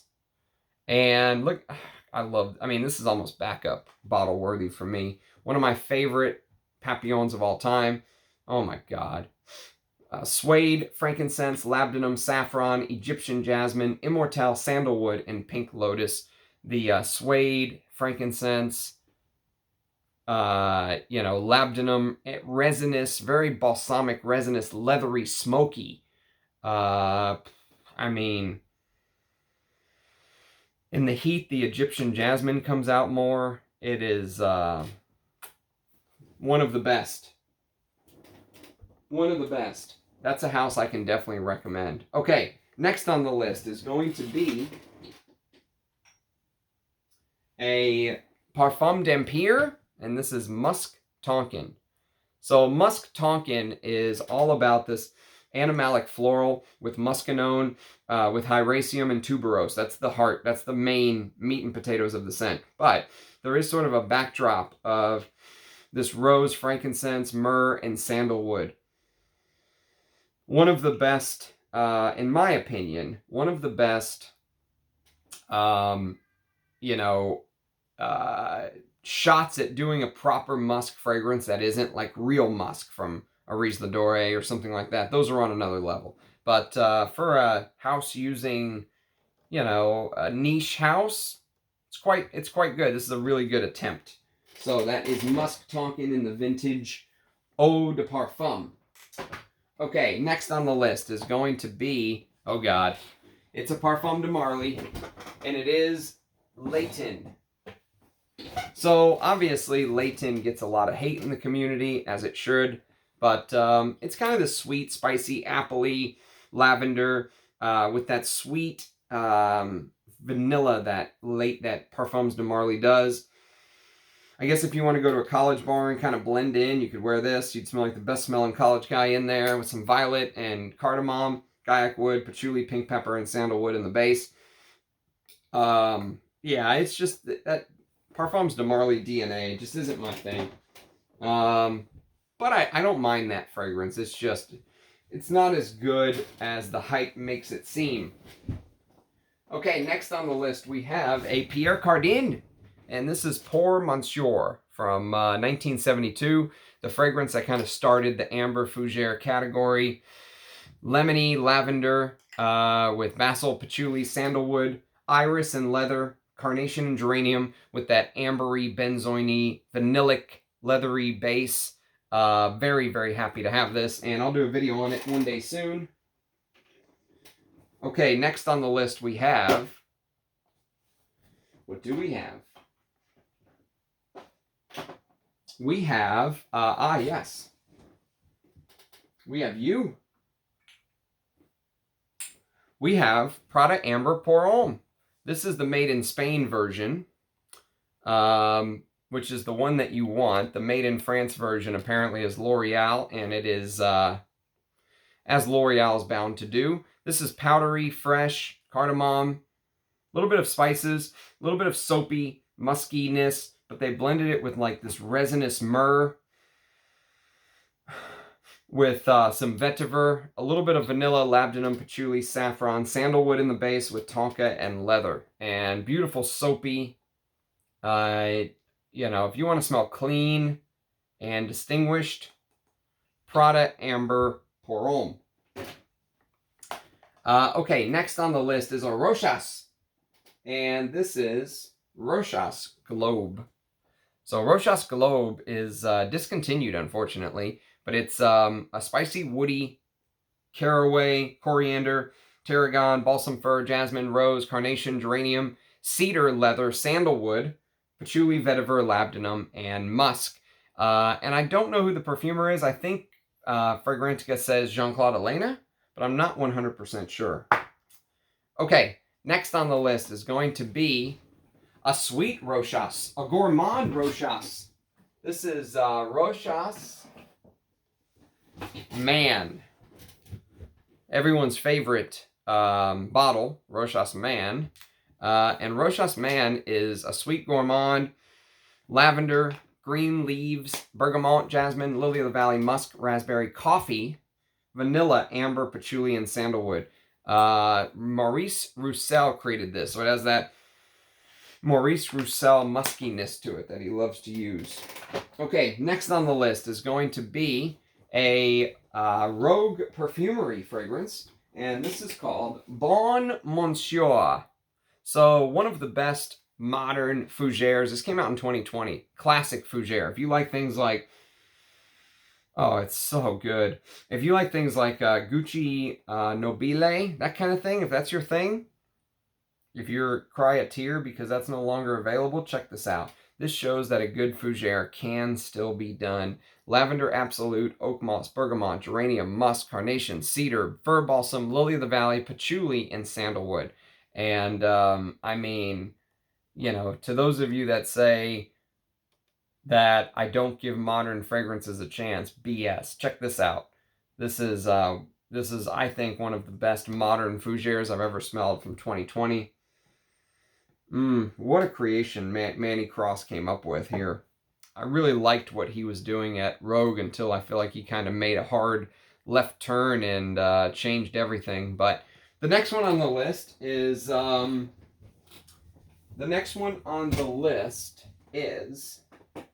no, I forgot where I put these.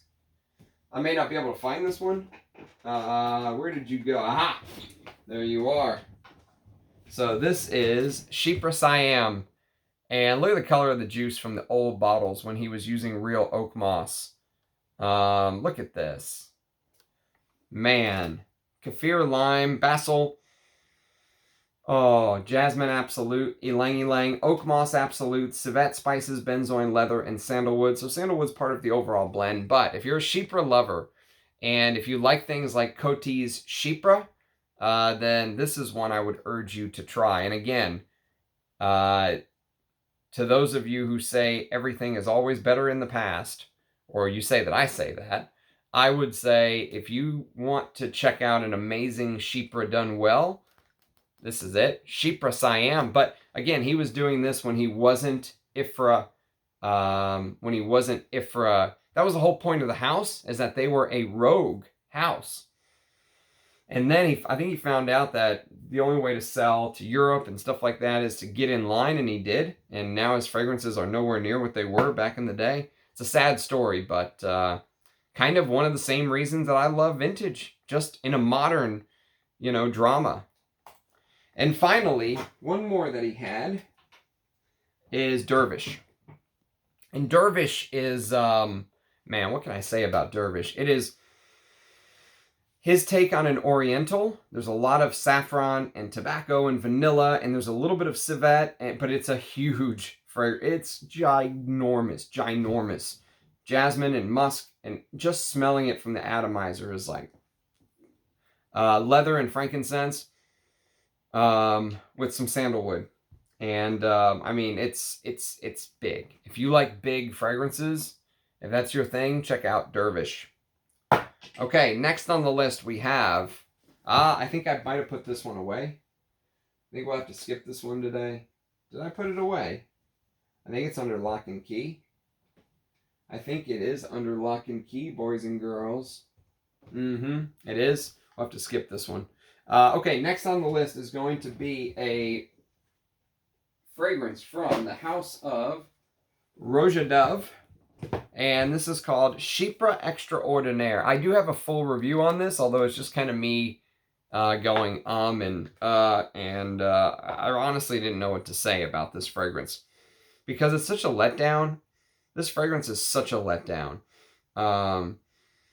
It's a floral chypre, basically, that Roja claims is aldehydes, bergamot, peach, tuberose, ylang-ylang, geranium, may rose, jasmine from grass, heliotrope, orange blossom, plum, cistus, violet, blackcurrant bud, oak moss, styrax, cedarwood, civet, clove, iris, musk, amber, benzoin, cumin, leather, patchouli, sandalwood, vanilla, and tonka bean. But it's just boring. There's nothing to the fragrance. It doesn't do much, you know. I like my chypres to be complex and change a lot, and this is none of that. I'm not a fan of Chypre Extraordinaire. But one Chypre that I am a fan of is this. And I think you guys know, one of the greatest Chypres I think ever created. This is Diaghilev. And so from one bad Chypre to one really good Chypre, and you know, Roja loves his Chypres, and so do I. It's probably my favorite fragrance category. This is, oh my God. Try not to use the Lord's name in vain, but wow.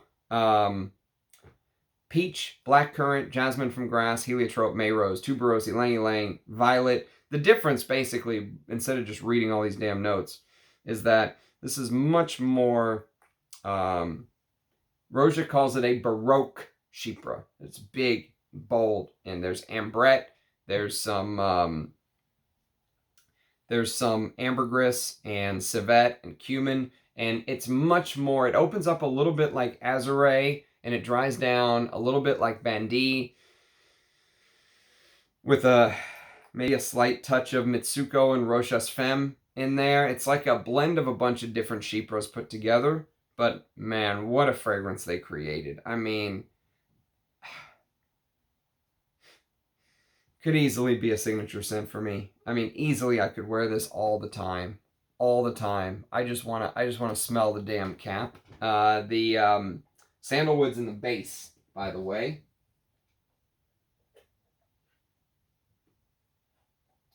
Okay, next up on the list we have another Roja. This time it is Enigma Pour Homme de Parfum.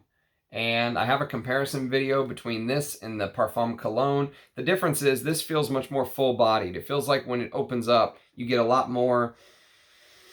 It almost feels like you're smelling real cherry Pepsi instead of diet cherry Pepsi. You know, it's that kind of feel. With there's bergamot in the top, jasmine from grass, heliotrope, geranium, may rose, neroli, benzoin, cognac, tobacco, vanilla, cardamom, ambergris, ginger, patchouli, pepper, and sandalwood. And the only thing I can say bad about this, the only thing, is that it's too sweet in the dry down. If they just would have backed out that vanilla, man, oh, they would have had the greatest cognac fragrance, I think, of all time. But that vanilla just holds it back a little bit because it's just too sweet in the dry down. But it's a guilty pleasure for me. I love this stuff. I love it in the cold. It's so good. Roja's Enigma Pour Homme. And then we've got, I think if I was going to buy another Roja, that this might be it. This is FM, the perfume. Fortnum and Mason, the perfume. And this is, I need to do a video on this. This is one of the best Rojas. Citron fruit, may rose, peach, jasmine from grass, geranium, orange blossom, cistus, amber, frankincense, benzoin, birch, castoreum, labdanum, musk, oak moss, sandalwood, vanilla, amyris, coriander, saffron, patchouli, and vetiver. Slightly unique opening because of that citron fruit, which I think citron fruit has very little juice in the actual fruit. It's almost like all rind. So it opens up very rindy and, you know, pulpy. But it then instantly goes to this beautiful, I mean, absolutely fantastic, sort of floral peach heart, and the peach will remind you slightly of Mitsuko, but then it dries down to this almost like you get hints of some of the things you get in his Middle Eastern line. So you get things like Amiris and birch and frankincense and stuff like that. It's like this amazing blend of a modern fruity floral chypre with these sort of Middle Eastern touches. It's fantastic. I love it. And finally, on the atomizer, oh no, not finally. There's some more atomizers here, but we have H, the exclusive Parfum pour Homme. And I have an entire video on H, the exclusive Parfum pour Homme. If you want to check it out, you absolutely can. This is, at least I think I have a video on this. I'll have to go check. Maybe I don't. I'll have to go check my Roja playlist. This is bergamot, grapefruit, lemon, plum, cistus, cedarwood, woody notes, oud, patchouli, pepper, ambergris, sandalwood, and vetiver. It's almost like a oudy fougere in a weird sort of way. But I'll have to check the playlist. If not, it's going on the full review list. One I know I have a video on. This is Reckless Pour Homme, because I did it whenever I got back from Wolf's Lodge here in Texas, and I think I still had my I had a hat on because I was in the pool or something. But Reckless Pour Homme, this is the eau de parfum, and you can see I've given it a fair amount of wear, and it's good. It reminds me of Clive Christian's X. Very close to Clive Christian's X. Laurel, artemisia, lavender, lemon, bergamot, cistus, jasmine from grass, may rose, cardamom, cypress, ginger, oak moss, pepper, vetiver, cedarwood in the base with cinnamon, clove, frankincense, musk, sandalwood, cyrax, iris, and tonka bean. I think I actually prefer Clive Christian's X, though. This doesn't last long, though. It's like 3 to 4 hours it's gone. But it's a good 3 to 4 hours. And then, oh no, I'm going to have to take this down.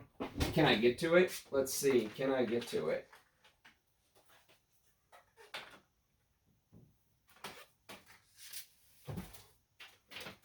I was able to get to it. Okay, here we go. So, PDLN numero tres. Number 3 is woody and smoky. And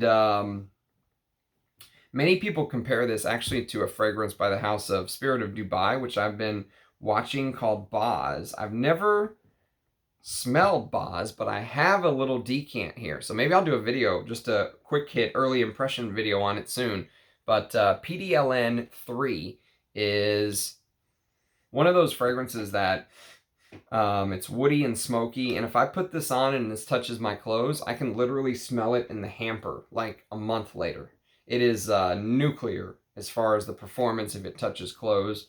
Artemisia, labdanum, bergamot, may rose, amiris, frankincense, styrax, cumin, and there is this cuminy touch here with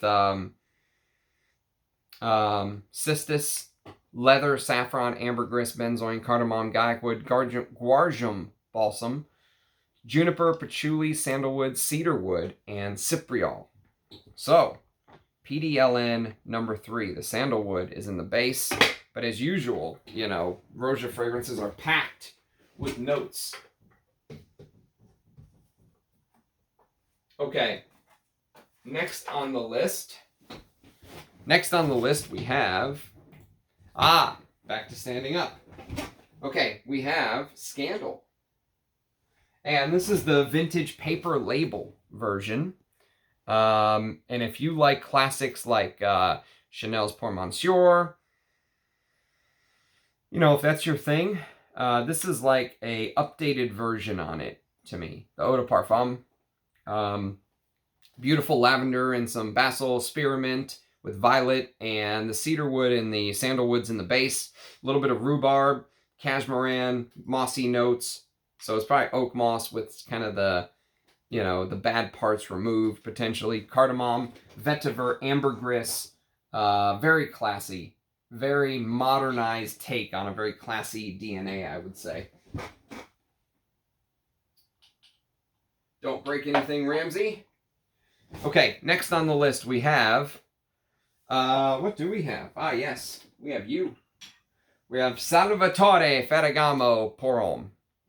And Salvatore Ferragamo pour Homme is fig leaf, probably one of the better fig fragrances as well, along with Ashoka, with rosewood, caraway, cyclamen, geranium, grapefruit, neroli, cardamom, carnation, jasmine, orris root, rose, vetiver, cedar, leather, musk, sandalwood, and oak moss. And this is discontinued. Can you believe this? I remember seeing these at TJ Maxx for $20. I mean, I'm happy to have what I have, but yes, beautiful, you know, figgy, fresh fragrance for the warmer weather. Okay, next on the list we have some more Salvatore Ferragamos. Well, next on the list we have a fragrance called Testa di Moro, which is actually one I might sell as well. It's hard to find. It's basically known as incense suede, Testa di Moro, Tuscan scent, Testa di Moro. And the reason I'm thinking about selling this is because it just has a very similar problem to Luban Upper 10 to me. These two both do this kind of suede, modernized thing that, I don't know, I think I smelled a Orito Parisi called Sturkis that does this better. It kind of has this DNA. It's also from 2014, interestingly enough. But I think it just does this smoky, woody, oudy thing better. There's no oud in here, but there's dried fruits and leather, suede-like leather with frankincense, patchouli, saffron, sandalwood, styrax, and mate tea. And these two, same thing. People love it when I wear them, but I don't love it. So it's not my favorite, but it's not bad. It's just not my favorite. Okay, next on the list, we have Salvatore Ferragamo's Uomo. Don't ask me why I have this. I don't like sweet fragrances, and this is tiramisu sweet. I mean, it sounds like a diss that someone would make in like a rap song. You're tiramisu sweet. It's that sweet. With ambroxan, cardamom, pepper.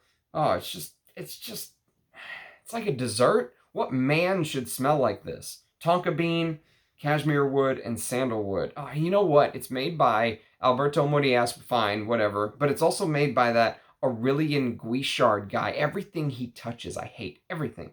Don't ask me why. Just something I've noticed. I hate his creations. Okay, let's get on to Uncle Sage. So Uncle Sage, first off, we have Adabi. And Adabi is from 2000. Dates, dried figs, candied mandarin peels, clove, cumin, nutmeg, resins, benzoin, cistus, tobacco, cedar, labdanum, myrrh, tonka bean, sandalwood. And spicy oriental that smells a little bit like, if you've ever had that Christmas bread that, you know, people put like candies in, this holiday-like bread. There's a little bit of that in Adabi. Beautiful Christmas Day scent. Oriental, spicy. I mean, it's Serge Lutens. You can't go wrong. But I think it's still available. I think it is still available, if memory serves. Okay, next on the list, we have the question that I got from earlier, from a day or two ago, yesterday, after I put the video, was, how could you make a sandalwood fragrance and not put Santal Majuscule on the list? Well, now it's in part 2. And Santal Majuscule is basically just sandalwood and cacao. And if you want to make an asterisk next to this, this is the one I would urge you to put an asterisk next to. Beautiful sandalwood, way better than Santal Noir by Dior. I think Dior kind of tried to copy Santal Majuscule a little bit. This is sandalwood and cacao, and it seems simple, but it's not. There's also a beautiful rose. I get a beautiful rose note in Santal Majuscule as well. So, go back to your home. You go back to your home. Okay, where were we? We were at, yes. We were at this little bad boy. My favorite Andy Tower fragrance of all time. This is Lone Star Memories. Lone Star Memories is, I think, his masterpiece. A grand fragrance is what this is. Oh, carrot seed, clary sage, green geranium, leather, cistus, jasmine, vetiver, myrrh, sandalwood, and tonka bean. It's like a cowboy, it's like a cowboy sitting next to a fire. You get the smoke. He passes out. You can smell kind of his leather holster, and he tried to make some coffee and kind of burns it, and it's that vibe, God, Lone Star Memories, man. What a fragrance. What a fragrance by Andy Tower. Okay, next on the list we have another tower. And one that really grew on me. I have an early impression video of this on the channel, but I ended up loving it and buying a bottle after I tested it. Beautiful cinnamon, cacao, tobacco absolute. It was the tobacco absolute that did it for me. This sort of fall-like feeling with cypriol, rose absolute, bergamot, vanilla, patchouli, and some sandalwood. Beautiful. Absolutely beautiful fragrance. Stunning for the fall. Love it. Love the color scheme. Probably one of his best releases in recent memories. Okay. Next on the list is probably one of my favorite 80s fragrances of all time. And this is Lapidus Pour Homme. So Lapidus Pour Homme from 1987 has like everything but the kitchen sink. It's spicy and woody. This is a vintage splash. Honey and orris, tarragon, and so fucking good. Forget the curse jar that time. It had to happen. Pine, rose, rosewood, musk, tobacco, sandalwood, amber, patchouli, oak moss, cedar. Oh, wow. Okay. Lapidus Pour Homme. And then we've got good old Amen by Thierry Mugler, which I mentioned Animal yesterday. This is when it used to say Angel Men. If it would focus. What's wrong with you, camera? Hey, I'm right here. What's wrong with you? What are you doing? There you go. Angel Men. Coriander, lavender, bergamot, peppermint, caramel, patchouli, cedarwood, honey, jasmine, coffee, lily of the valley, tonka bean, amber, benzoin, musk, vanilla, sandalwood, and styrax. Okay, you just go back to your home. I'm running out of place up here. Running out of space in the place. Running out of space in the place. Okay, so we've got Tom Ford next. And this is Noir Extreme. Which this has this weird kulfi note. So it's kind of like a sweet gourmand. Don't ask me why I have this. Don't ask. Don't ask me why I have Noir Extreme. It is cardamom, mandarin orange, nutmeg, saffron, neroli, kulfi, mastic, orange blossom rose, jasmine, vanilla, amber, and sandalwood. Probably the biggest designer Tom Ford masculine that the guys will wear. It's not my favorite. One, though, that I went through an entire bottle of. You can see right here the dent. This is basically done. This bottle's on its last leg. This is Oud Wood by Tom Ford. One of my signature scents from back in the day. This is cardamom, oud, sandalwood, spices, rosewood, Sichuan pepper, and amber. Woody, spicy. They did use some sandalwood, but really for me, it's about the rosewood and the cardamom and spices. This fragrance basically helped Tom Ford sell his empire for $2.8 billion. It boggles the mind. But yeah. And then, I know I said I wasn't going to talk too much about, decants, but someone sent me this very kindly. This is Santal Blush. And Santal Blush is kind of Tom Ford's version of a sandalwood. So you can put an asterisk next to this, I guess, if you want. Sandalwood with ylang-ylang, cinnamon, and spices. Not super impressed, though. But I guess this is what you kind of get in, sandalwood fragrances nowadays from 2011. I think this is still available for purchase. I don't know. The way Tom Ford discontinues things, who the hell knows? And finally, from Tom Ford, we have one of my favorite fragrances of all time that I picked up big hints in Amber Absolute yesterday. This is Tobacco Oud. These 100 ml bottles of Tobacco Oud are discontinued. If you can find the older one with the gold numbering on the batch code, that means it's an older bottle. This is, oh my God, woody, spicy, smoky, tobacco, oud, patchouli, sandalwood with a little bit of this liqueur-like vibe. Can you believe this is a decade old? This doesn't make you feel old knowing that it's a decade old. I don't know what does. Okay, we're coming down to the end, boys and girls. We're pulling into the station. First, before we pull all the way into the station, we have to talk about a springtime fragrance that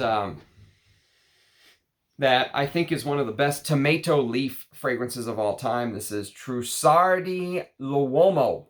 And Trussardi L'Uomo from 1995 is sort of this woody, lavendery tomato leaf with sandalwood, vanilla, cedar, geranium, patchouli, amber, and tobacco. And I like it. There's a little bit of this saltiness to the tomato leaf note in the top. Very interesting fragrance. Don't know if it deserves the hate that it gets. Okay, next on the list is going to be a fragrance house that is sadly shutting down apparently, but I think he created one of the greatest animalic fragrances ever made, and this is called Fiona, and the house is called Suga. And this is a 9 ml Discovery Atomizer. I bought another one because I loved it so much.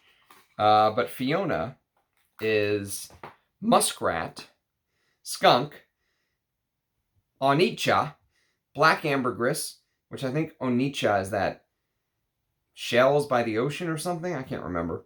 Borneo oud, bourbon vanilla, brown ambergris, castoreum, champaca absolute, civet frangipani absolute, French vanilla absolute, goat's hair, Hyraceum absolute, Indian oud, Jasmine Sambac absolute, Jasmine grandiflorum absolute, Malaysian oud, Moroccan rose absolute, Mysore sandalwood, oak moss absolute, Papau oud, pink lotus absolute, Siberian deer musk, tonka bean, Vietnamese oud, white ambergris, white champaca, white lotus absolute, ylang ylang, and ylang ylang absolute. And it is exactly as you would expect it to smell.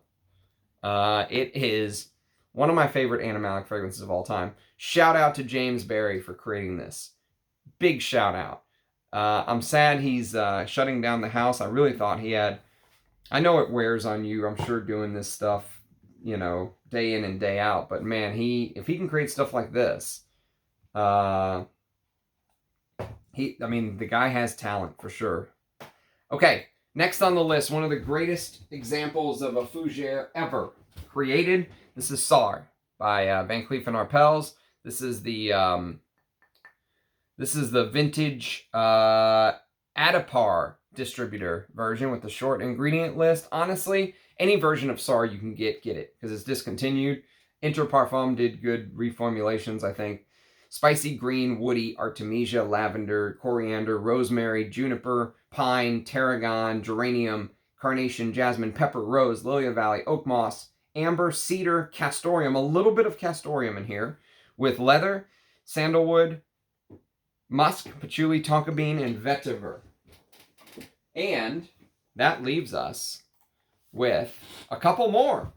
And so next on the list we have from the house of Parfums Ville.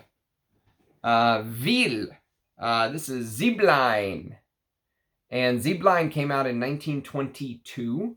This is 118 ml splash.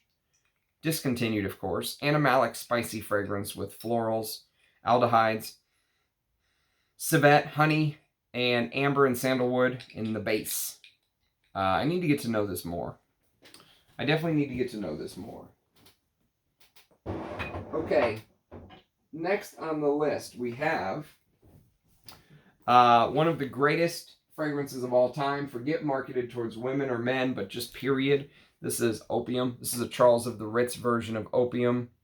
Some troll was on one of my videos earlier saying that it doesn't have the tassel, so it must be fake.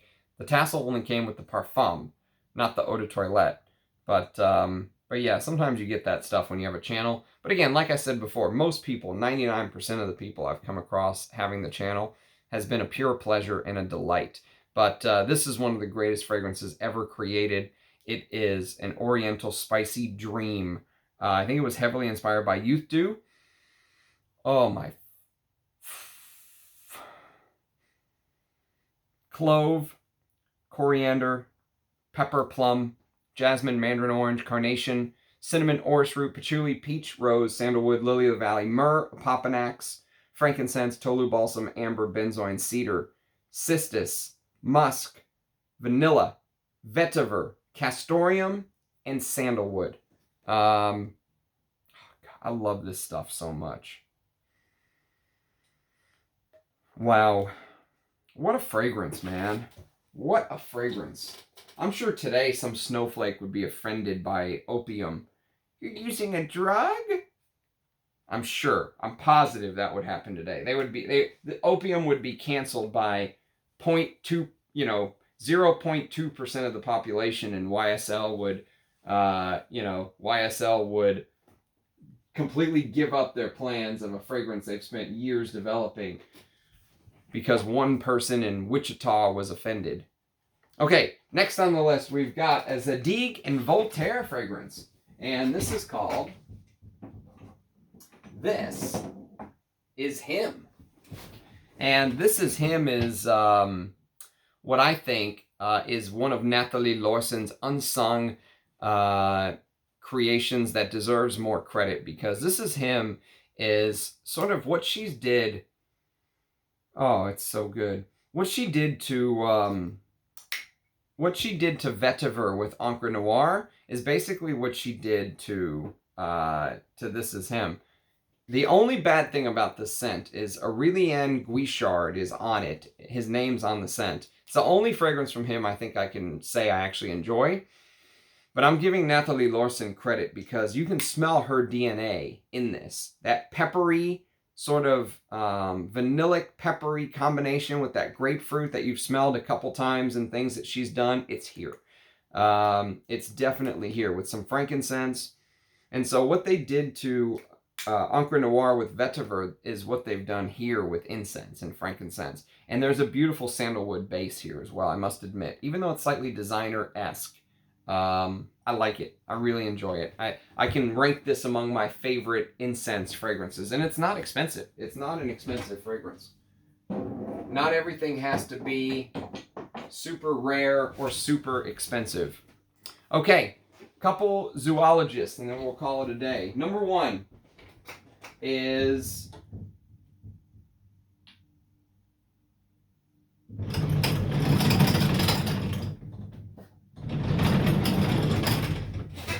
number one zoologist we're going to talk about today is called B.